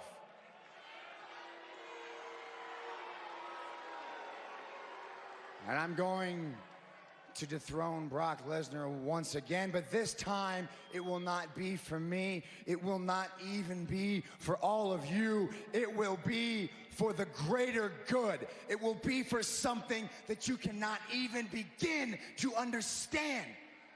And it will be remembered in 10 years, in 20 years, Really? in 100 years. In 100 years.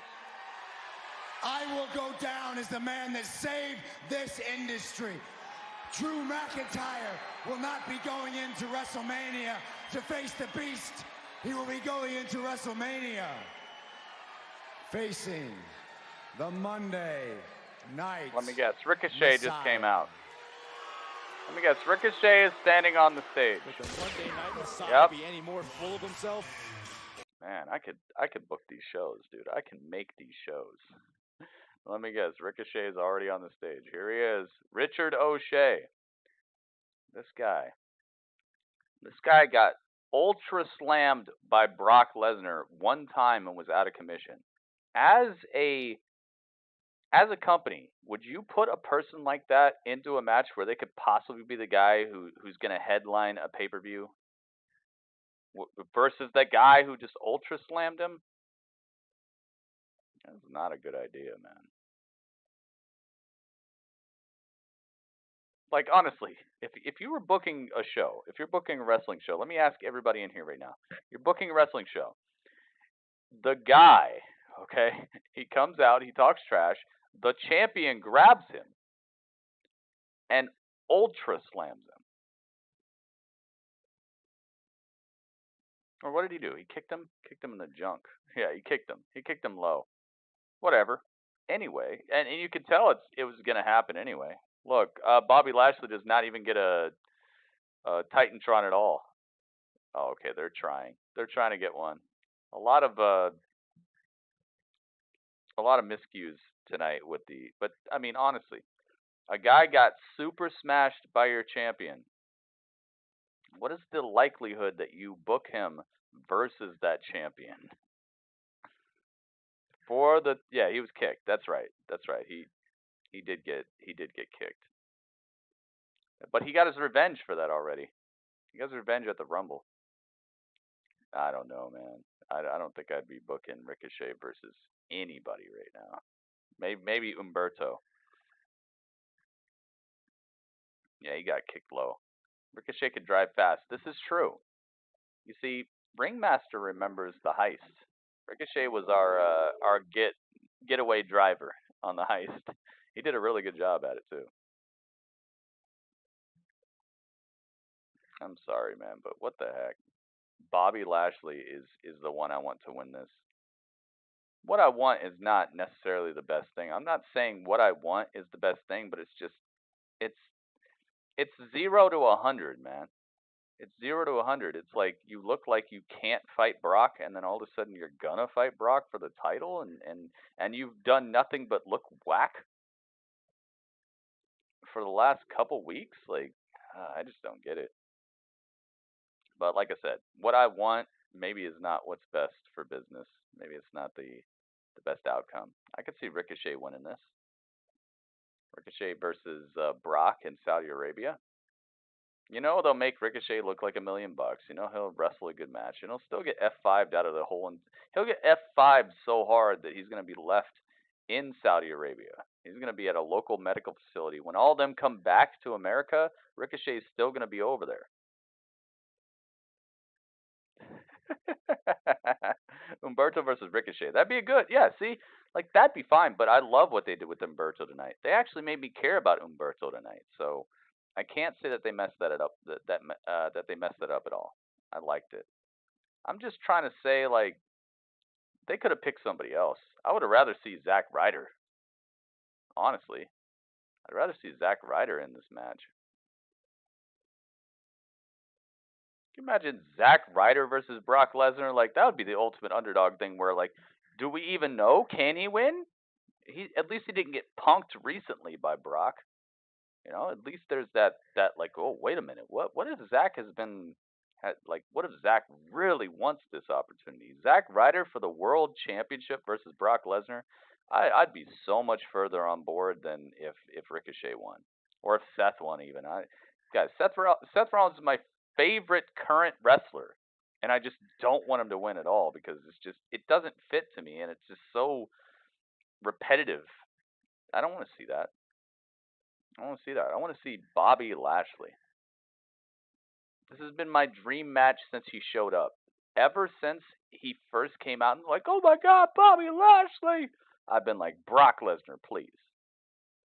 R-Truth versus Brock. That too, man. At least it'd be fun, right? At least it'd be something where you're sitting there like with bated breath. I know that they feel like they can do that with Ricochet, and I wouldn't mind. I know I'll be on board. I'll like it. I'm just saying, like, there's better things to do with this title opportunity at Super Showdown, man. Get Zack Ryder back in the mix. Put Curt Hawkins at ringside too. Make it so both of them are versus Brock at one point or another, or that have it so it's like a no disqualification match. Zack Ryder versus Brock Lesnar, no disqualification in Saudi Arabia at Super Showdown, and have it so Paul Heyman like puts a steel chair, but then he's about to put a steel chair in, and then what's his name? Freaking Curt Hawkins smashes him in the face with the steel chair, and then puts it in for Zack Ryder, and he puts it in the corner, and then he does the broski boot, the woo woo woo boot, right into the steel chair. It puts Brock's head into the steel chair with the broski boot, and it looks like he's about to win. Brock somehow kicks out. Brock wins. You know, he retains the title so he can go on to WrestleMania, but still, it could be so fun. It could be such a fun match, dude. And I feel like it wouldn't be fun to watch Ricochet versus him. It'll be exciting, but not fun. I want fun. Live on the WWE Network. You go back to singles. I agree with that, Elijah. That's what I'm saying, you know. But still have Curt with him, you know. Have Curt be like his dude on the ringside. Oh, we got fast and furious action. Not even a 1 count. Ricochet is fighting super fast. Ricochet is gonna win this. It looks like. I can kind of read the body language right now, and Ricochet looks like he's gonna be the guy. He gets tripped up by Bobby Lashley, though. R-Truth versus Brock would be great. Kicked in the lady part. Inside the ring against Ricochet. Monday Night Messiah. Da-da-da. Taking care of business. Here we go. Seth Rollins meeting Lashley. On Lashley. Wise there by the benevolent one, trying to keep Lashley out of the ring. Flash and Ricochet takes him down. Ricochet to the canvas into a cover 1 and count. a kick out. Imagine if the man they call Beast Slayer earned another opportunity at Brock Lesnar. That's what this is all about. That's what this match is gonna I like this announce team, man. This announce team has not made me mad all night. Seth Rollins. They've not made me upset at all. I like this announce team. Is Byron there? One half of the Raw Tag You guys Team see Byron? Champions able to roll I don't hear him. Bobby Lashley Oh my himself God! back in Bobby between the Lashley ropes. back into it. Spear in the corner, destroying the midsection of Ricochet. Neck breaker. Oh, neck breaker and DDT combination by Bobby Lashley. Holy moly! Uncle Bob Lash. Heck yeah, man. We need an Uncle Bob Lash. That's for sure. And now Lashley destroying Rollins. And King, is Lashley the type of superstar built to withstand this type of matchup? Built. You said the magic word. Look at this guy. Built. Look at his Oh, physique. no. Look at the size of Oh, enziguri by Ricochet. Right to the side of the Ricochet face, is and now moving at like Ricochet. 120 miles per hour, dude. I think Ricochet is winning this. They're going to feed Ricochet to Brock at Super Showdown. In a triple threat match. This is where Ricochet is at home. Ricochet, top rope, beautiful. Effortless front flip senton to the outside. Now he's going the other way. Over the top. Ooh. Upside down, inside out. Front flip twist. Flashing Rollins. I'm telling you, man, he's way more hyped than these other two. I think Ricochet's winning this. Just body language wise, Ricochet's looking like he's the one. Oh, Buddy Murphy. Oh, Buddy Murphy from behind, ruining the match. No disqualification match. Oh, my God. Here comes AOP, stomping Bobby Lashley. Uncle Bob Lash getting the beat down on the outside. Oh, no. Oh, 3-on-3 elimination. Is that their match brand new earlier tonight. finisher or something? And the triple threat match is no disqualification. And look at the big smile on the face of the Monday Night Messiah. AOP has, they must have a brand new finisher. It's like it's a face, it's like an Alabama slam, but like face forward, right into a knee to the face.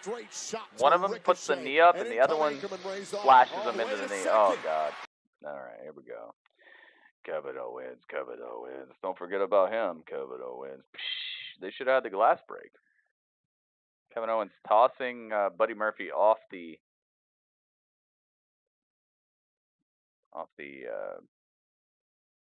ramp. And now here comes the Viking Raiders. At least one of them. Eric is here.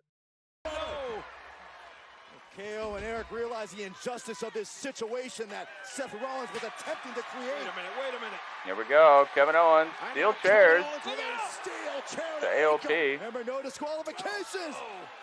Steel chairs Wow. illegal. Just a vicious steel chair shot to the back by Kevin Owens, destroying AOP. Who's going to earn a WWE title opportunity? All this chaos here on Raw. Seth, what's happening here? My goodness. Seth's plan has gone up in smoke. Beating it to the outside. It's good to be transparent. Oh my goodness, it is good to be transparent. You can see through the entire situation. Yo, can we get to 20 thumbs up, guys? We're at 19. We need one more. One more thumbs up, guys. Where we at? We got 120 last night. Can we get 100 or 105, 100 and something? We got 100 last night. Can we get 20 tonight, guys? Is there anybody in here who has not given the broadcast a thumbs up yet? Can you be the one? Let me know on YouTube.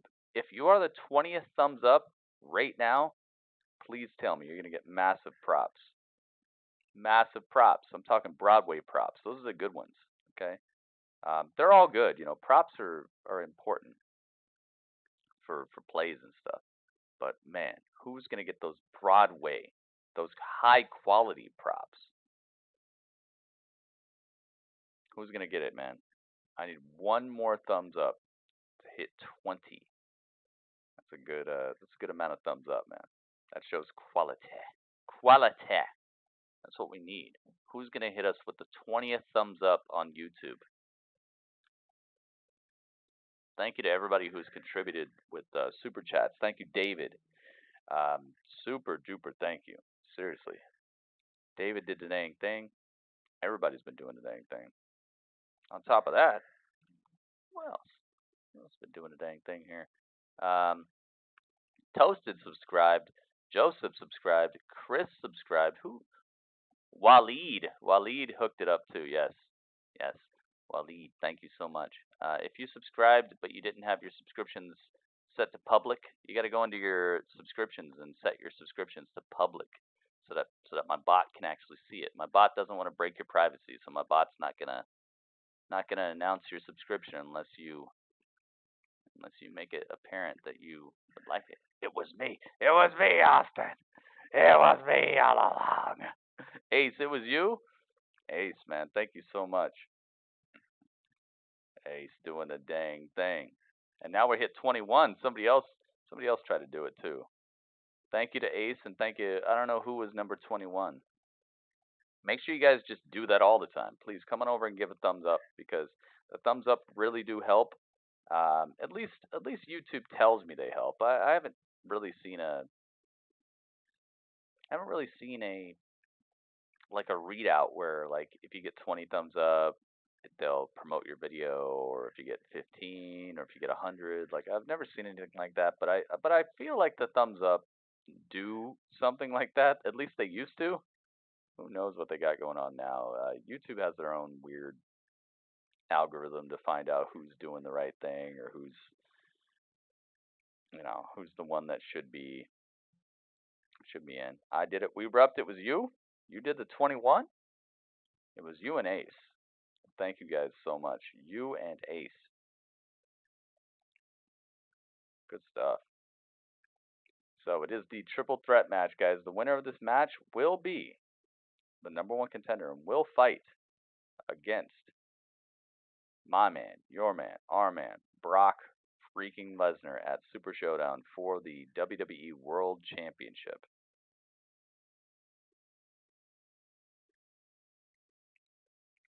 Nobody's winning right now.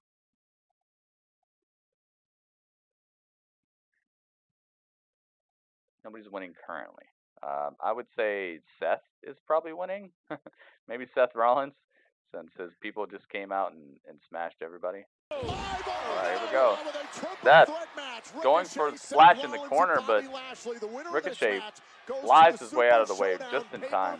3 weeks from Thursday to challenge Brock Lesnar for the WWE Championship. Yeah, man, I can't wait to see that. Thought he had No matter who wins, it's probably going to be good, but I would just love it if it's Bobby Lashley. But things didn't quite work out that way. Kevin Owens and Asuka, the Viking Raiders, came out here to repel AOP and Buddy Murphy, so there goes the plan to the Black Hand of Raw. Monday Night Messiah, and in comes the dominant Bobby Lashley, who's been held at bay for much of this matchup. Leapfrog by Bobby Lashley, beautiful high-flying spine buster by Lashley, destroying Seth Rollins, and he's getting hyped. Going for the spear? No. Listen, one of the reasons Bobby came clothesline in the corner, off the rope, and a spear in the corner as well. Goodness gracious. Devastating Bobby Lashley right now. Just look at this guy. Vertical suplex? No! Ricochet takes him down with a crossbody. Ricochet, albeit improbable odds, I think Lashley versus Taker match could happen. But it is his heart that has come into play. I mean, yeah, it could happen, but I mean, what would the build be there? They'd have to build it up pretty well. Ricochet was able to help lead to the elimination of Brock Lesnar in the Men's Royal Rumble match. It ultimately led to Drew McIntyre getting the beast out of the Ricochet up and over. Oh, big boot straight to the face of Bobby Lashley on the outside, off the apron.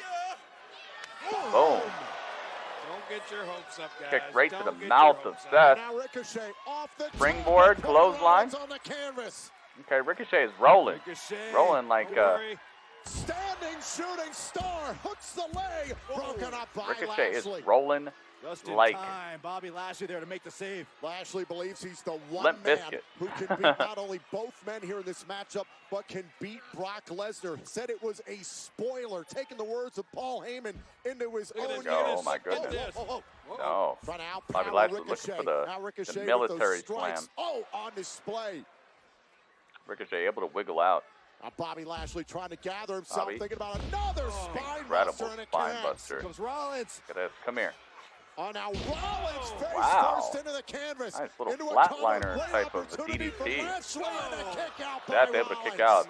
Bobby Lashley really taking this into his own again, you have to think about the consequences on his the own road wheelhouse. to WrestleMania. Brock Lesnar's got to be furious that he's got to defend the title in a little less than 4 whoever weeks' wins time this will at the face Super Showdown Brock pay-per-view. Lesnar at Now he's Super gotta worry about Showdown, one of these not at three men. WrestleMania. Meanwhile, Drew McIntyre might not face the Beast at WrestleMania.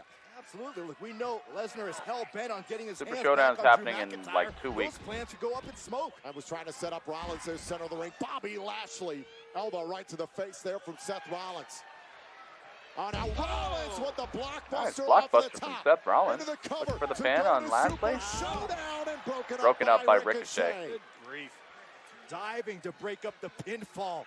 Ricochet, just stay out of the way. I mean, I can understand. You know Brock Lesnar's got to be worried about facing Seth Rollins, the Monday Night Messiah, because he's been beaten. Hey, man, I don't care. I don't care where it happens. Who cares where it happens? Because look at the size and the If it's strength a of dream Lashley. match, it's a dream think match. that Who cares for 1 what minute- state it happens you in and think what for 1 country it minute happens in? that Brock Lesnar's worried It's a about dream Ricochet? match, right? That's the kind of attitude that's allowed Ricochet to capture and upset so Remember many guys. Muhammad Ali? Did you care where Muhammad Ali was fighting? Into the turnbuckle, trying to secure. Maybe a clear path Muhammad to Ali the had his WrestleMania, possibly and Ricochet most shuts famous down match of all Rollins. time, not even on United States soil. Just for the moment. Just for the moment. A grueling triple threat matchup. No countouts, no disqualifications. Caused the chaos earlier on between Owens and AOP and Murphy. Look out. Oh my God. Frightening sight. I don't know if this is a good Bobby decision. Lashley standing on the top rope. Off the top.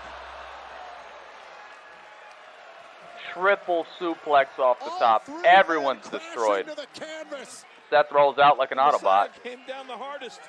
Bobby Lashley and Ricochet in the center of the ring now.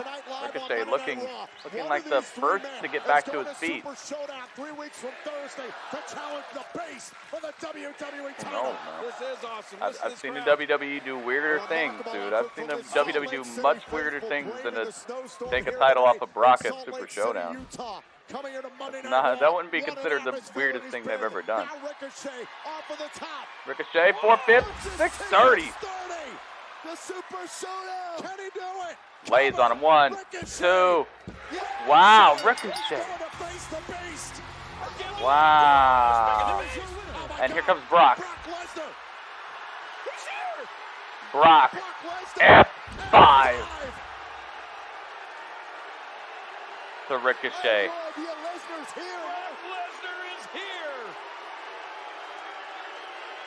Oh my goodness. Ricochet versus Brock at Super Showdown. Brock out of nowhere. I didn't even know he was here tonight. Super Showdown opponent, Ricochet, here live on Raw. Oh my goodness, man. That's it. Perfect timing, man. Perfectly done. Wow. Like I said, man, I've seen weirder things. This is why you just gotta watch and just love it for what it is, man. You never know what's gonna happen. My goodness. He's gonna have a field day with Ricochet. No, it's gonna be what I said. It's gonna be what I said. They're gonna make Ricochet look like $1 million. And then Brock Lesnar is just gonna toss him one time. Ricochet is gonna be everywhere. And like I said previously, Brock has some of his best matches versus people with this build. The AJ Styles build, the Daniel Bryan build, the build of these people who are smaller, who can keep the tempo going and really force the match into that place where the underdog factor is very high. And then Brock does good stuff. Brock is here and there. He sells really well for the up and coming superstar or the underdog. And then Brock just closes it out. And that's exactly what's going to happen here. Ricochet is not going to be the world champion. And if he is, Brock's going to get it back at like Elimination Chamber or something. It's just a stop on the road to WrestleMania at this point. Because Drew versus Ricochet is not going to sell as many tickets as Drew versus Brock. And that's for sure, dude. They got to think about earnings. They got to think about, I'm not seeing it. I'm really not seeing it. Seth is still the best. Yeah, Seth is awesome, man. But it's not Seth's time right now. Seth already has beaten Brock. Seth already has done everything. He's a multiple-time tag team champion, world champion, universal champion, United States champion, like intercontinental champion. Like, he's held everything. There's no reason for him to even be close to this title right now. Demon Killer. Yeah, I agree with you, Mo. I agree with you. But it could kind of skyrocket his stock a little bit. So I'd rather it be Bobby all day. But as you said, Bobby would probably just lose. So I don't know, man. I out of these three, it's not the worst choice. The worst choice would have been Seth, because we've seen that so many times. It's like Becky versus Charlotte at this point. Like Seth versus Brock. Roman versus Brock, like there are a couple people versus Brock where you've just seen it so much. This is the worst choice. Seth would have been the worst choice. Ricochet is the next, and then Bobby to me would have been the best choice. But at least we didn't get that, you know. Dude, Demon, thank you so much for clicking follow, man. Everybody, where's your tacos at on Mixer, man? Put the tacos in. Let's say what's up to Demon. All right, let's get to the review show now, guys. I promised the review show. Let's do it. We do it after every single Raw, SmackDown, NXT. If I can get my mouse to work, we're gonna do it. Where the heck is my mouse at? I have a very broken mouse right now, guys. It doesn't really work too well. It responds whenever it feels like it. Sometimes it responds when I hold it upside down. Sometimes it responds when I hit it a couple times. Mo loves it when I beat up my mouse. And I don't want to do that right now, but it's not a real mouse, okay? I'm not beating up an actual animal, okay? I have to make that apparent because some people get worried about that. It's not a real mouse. I thought Raw was pretty dang good tonight. We're gonna talk about it. All right. Maybe I got it. Is it working? Looks like it's working, guys. All right, here we go. You guys ready? Let's go. Dudley, what are you doing? Dudley, you're floating around like Miss Poppins, Mrs. Poppins, Dudley Poppins. Oh my gosh, Dudley. All right.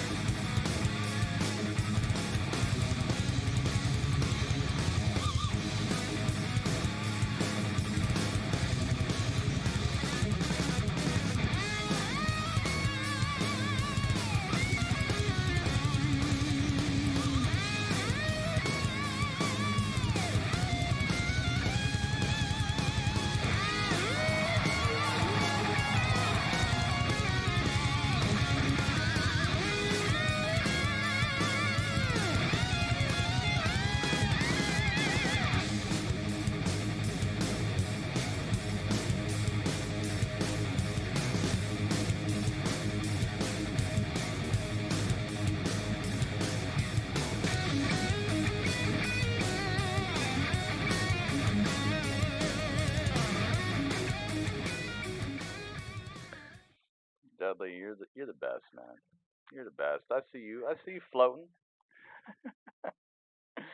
Ricochet's the only one who wanted to go to Saudi Arabia. I'm sure Bobby Lashley would be all right with it. But man, let's get to it. Let's get to it, guys. It is that time. If you watched Monday Night Raw and you'd like to give me your review on it, your overall thoughts, what you liked, what you maybe didn't like so much, and your overall score out of 10. 6 out of 10, 8 out of 10, 10 out of 10. Please type a 1 in the chat right now if you would like for your review to count. Because we are doing a thing. We're doing a thing. We've been doing a thing. It's called the Battle of the Brands. Not the Battle of the Bands, the Battle of the Brands, which is Raw, SmackDown, NXT, NWA, and AEW going toe-to-toe each week to find out which one is going to be the one. It's going to be the one who walks out of this season. This season is running all the way up until WrestleMania. As soon as WrestleMania goes off the air, it will be it'll be the end of this season. Can I get my mouse to work, please? Mouse, please. Come on, mouse. Come on, mouse. If you watched Raw tonight and you'd like to give me your review, if you'd like for your review to count, I gotta see a 1 in the chat by you. Empire, your review. Unfortunately, I can't accept your review because you just showed up as soon as Raw was over. So I don't know if you watched it. I didn't see you hanging out with us at all. So I'm sorry. We gotta. Your review will not count. I need you to stop in, man. I feel like this is like the 4th time I've said this, so you already know what I'm saying. You already know what I'm trying to say. You gotta come hang with us a little bit during the show, man. I gotta be able to see you. Didn't see you talking at all during Raw, so everyone else don't want to go to Saudi Arabia. You think so? A lot of people, I understand. A lot of people were not very happy about their last trip to Saudi Arabia when it comes to WWE. I've heard that. Dude, I'll take the paycheck. I'll definitely take the paycheck. So it looks like it's just gonna be. Why would I watch the show, Paul? Looks like it's just gonna be my review. As soon as I can get my mouse to work and get the volume on. Come on, mouse. Mouse, come on. You're all good. I know you have it within you. You can get it to work.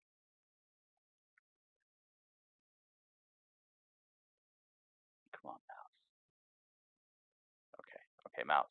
Yes, go. Right there. Perfect. Alright, let's go. Alright, now we got some background music. Overall, this show, man, what can I say about this? the intro, I liked the heartfelt Randy Orton. That was way different. I thought he was going to come out here with that just vicious, you know, I'm here to destroy. I don't care about his career. I care about mine. Like, I really expected Randy to really hand it to Edge and to talk that trash, man. But it wasn't like that. He really looked dejected. He looked very reserved in his explanation, and he just, at the end, he couldn't even do it. So I gotta say I liked that a lot. That was so well handled, and I hope it means something for the future. I hope it's just not them being like, well, we can't figure out why he did it. It was just something. I hope that it really meant something. And I feel like it would be a much better build towards WrestleMania if there's some behind-the-scenes reason that Randy Orton really needed to destroy Edge. Maybe for his own health, maybe to save his life. Maybe he's seen the doctor's reports and he knows like one more slam in the wrong way could kill Edge or something. Maybe he's trying to save Edge from his own love of the company. Maybe Edge loves it too much and Edge is putting his own life on the line, so Randy is trying to save him by putting him out. He's like, no, you gotta stop this, man. I don't want to see you die in the ring. I like you too much. I love you too much. You're my family, man. Maybe that would matter so much to me. And then it evolves into, like, if anybody's going to put him out, it's going to be Randy. If anybody's going to actually end Edge's career forever, Randy wants to be the one to do it. Just to save him from dying, you know? That could be a really cool storyline. And Edge is like, no, I'm good, man. Trust me, I'm fine. And you know, if you think you're going to be the one to end my career, then I'm going to have to try to end yours or something. Like, make Edge like a very edgy type of dude in the feud. I think that could be a cool storyline. Charlotte. That's not what happened next. Next was Liv Morgan versus Lana. It was great to see Ruby Riott come back and to have problems with Liv again. So glad to see Ruby Riott. That's going to add such another cool layer to the women's division. So necessary. So necessary. The more the merrier, and the better the merrier. They need good wrestlers, man. They need good wrestlers. I'm liking that a lot. I'm looking forward to seeing more of Ruby Riott. Who else? Then I'm going to talk about the Charlotte thing. Yeah, Charlotte, she didn't even get to announce. Rhea Ripley just came out like, yo, you're going to challenge me, right? And then they said, okay, well, on NXT this week, Charlotte is going to give her response. So NXT this week might be one of the best NXTs of the year, because Charlotte's going to be there. You know that they're going to be building towards TakeOver Portland. So Adam Cole, Tommaso Ciampa, possibly the return of some of maybe Velveteen Dream or something, because I haven't heard from him in a while. And last I heard, his injury wasn't that crazy to where he'd be gone forever. So, gosh, it's so possible that this upcoming NXT could be one of the best ones of the year. I'm very excited about it. But we're talking about Raw. The Humberto angle with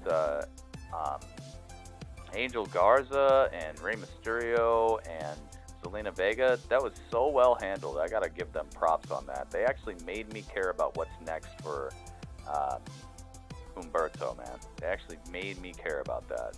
And they had a just knockdown, drag-out match between Angel Garza and Rey Mysterio. Just such a good showcase. And they both looked like $1 million, but that ending, oh my god, on the concrete, it really looked like Rey Mysterio's head bounced directly off the concrete. So well put together, so well done. Loved it.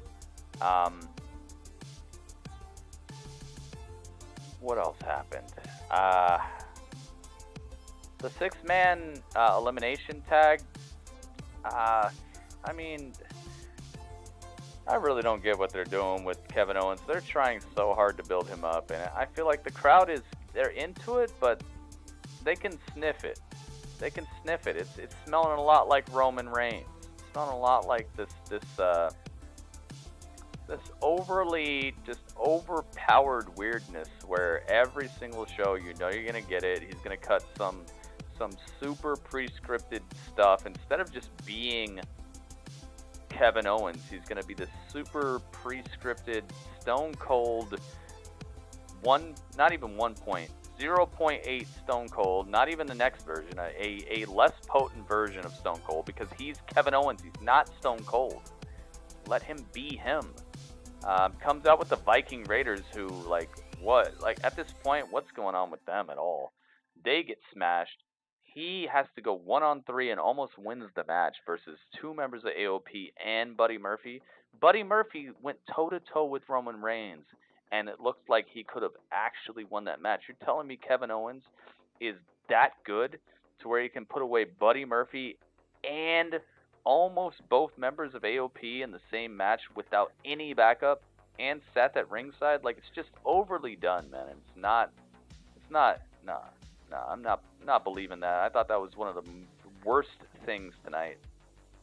It's the equivalent of what they do with Charlotte sometimes. It's I know you like her, but come on, man. Come on, man. Not good enough. Not good enough at all. Very, very badly put together. What else? What else happened? Asuka versus Natalya. Probably the match of the night besides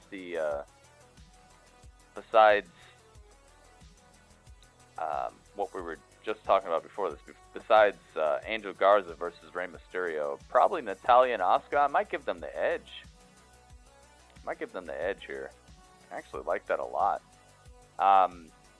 Just very well put together, very well executed by Natalya and Asuka. Both of them looked like $1 million, and then they had to come in and tack on the whole Becky Lynch spot.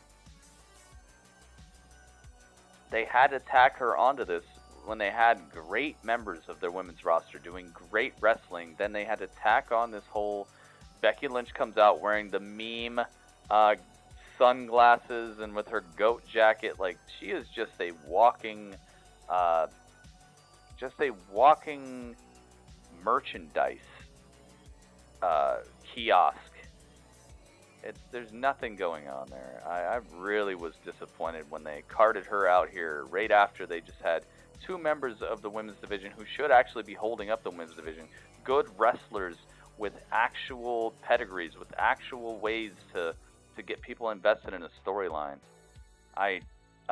This was the part that's gonna minus some points off the score. Everything else was pretty okay. Pretty dang okay. People are leaving the chat. Empire, are you still here, man? Where's everybody at? You guys left? You left the chat during the review. People want to give reviews, but they're not even here. Alright. Cool. It's up to you guys, man. You guys do what you want to do. I'm not making you stay here, but if you're looking to give a review and I tell you you can't because you know the rules of the review, then what's going on, man? It's whatever. Anyway, what else? The main event. Honestly, I liked a lot of the main event. Main event was cool. Main event gave me what I was looking for. Just the outcome was a little bit iffy to me. When it comes to the main event, I'm not the most happy about it, but at least everybody looked like a genuine threat. Everyone had their spots. Man, it's gonna be fun. It's going to be fun to watch Ricochet at Saudi Arabia. I guarantee you this match is going to be something to watch. Ricochet versus Brock is about to be something fun. Okay, at least something fun, which is exactly what I need, man. That's why I wanted Bobby, because I thought Bobby Lashley versus Brock would be fun. I didn't think Bobby would win. I just would love to see that, and I don't know what they're saving that for. They're teasing us with it. Maybe SummerSlam? Maybe at SummerSlam we'll see Brock versus Bobby Lashley. I think sooner rather than later would be best, especially because Brock is so here or there. Who knows if he's going to be here, if he's going to be gone, if he's going to re-sign, if he's not going to re-sign. Who knows what he's going to be up to in the future. I'd rather see Bobby Lashley versus Brock sooner rather than later. So maybe SummerSlam.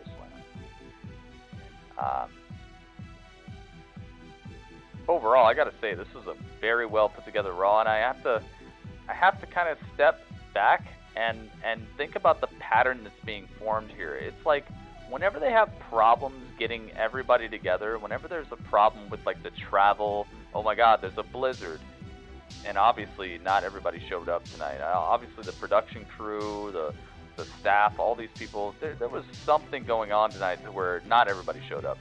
So it's like the show after the Saudi Arabian show where nobody could show up, and then NXT invaded, one of the best shows of modern times. On top of that, guess what? Now they have a crazy blizzard where most people can't show up, and it's being doubted that they're gonna put on Raw or whatever. All of a sudden, out of nowhere, they're able to pull together a Raw that's worth watching. Return of Ruby Riott, meaningful women's match, a great tag team elimination thing, but just a weird outcome.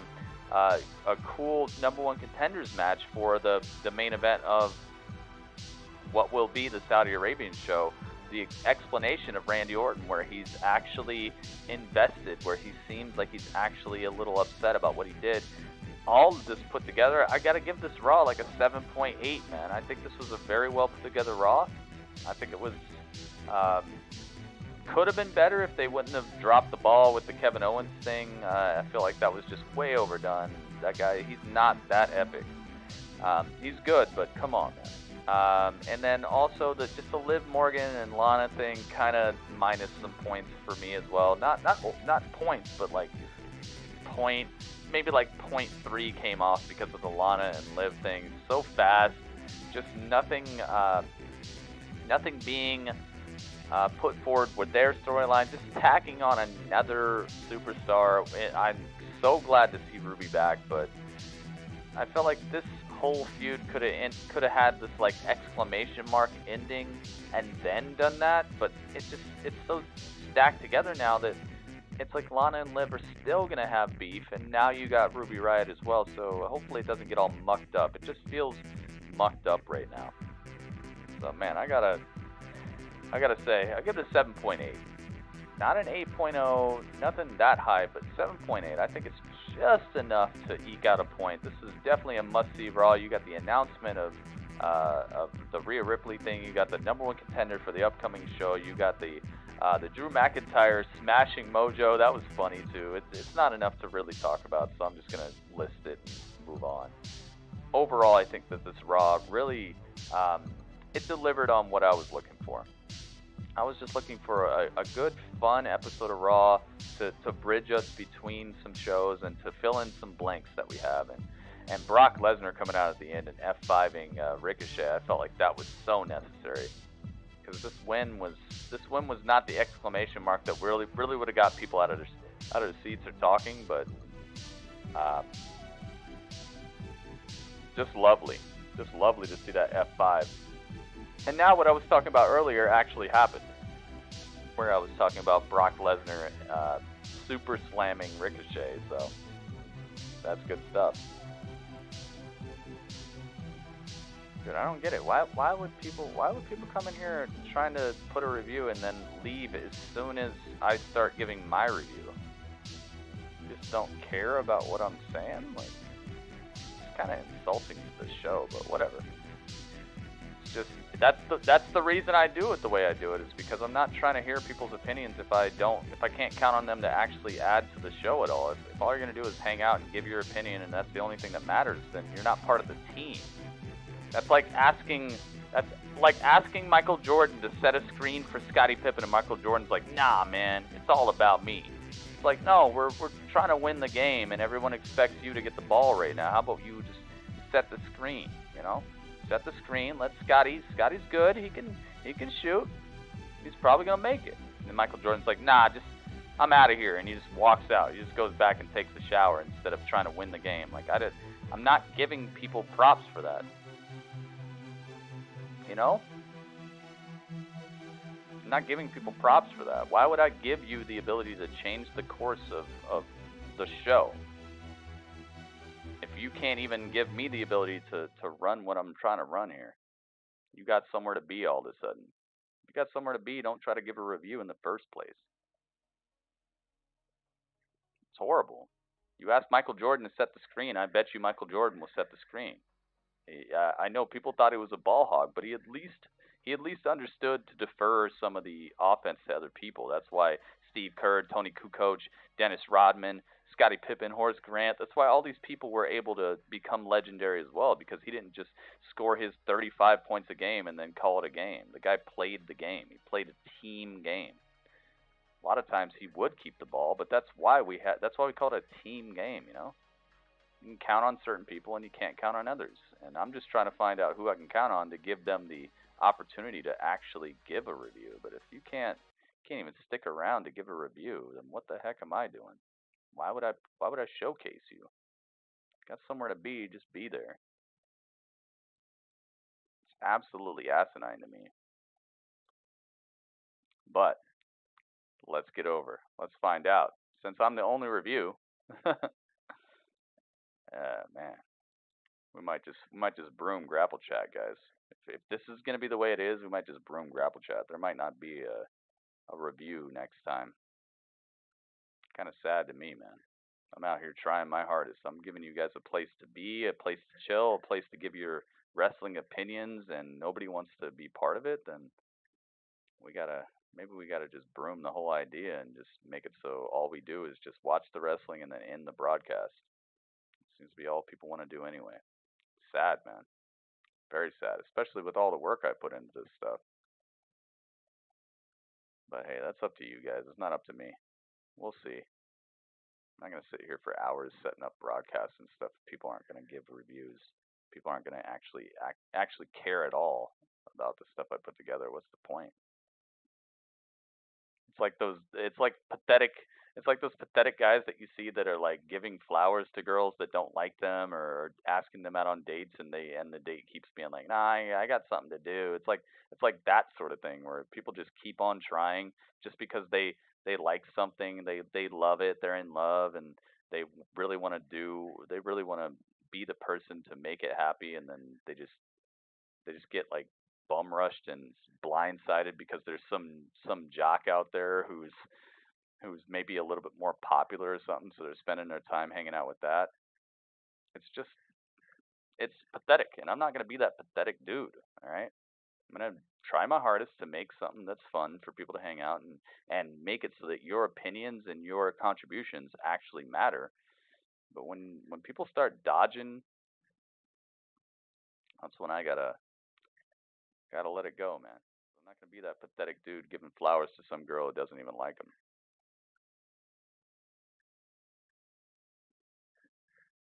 Ain't happening.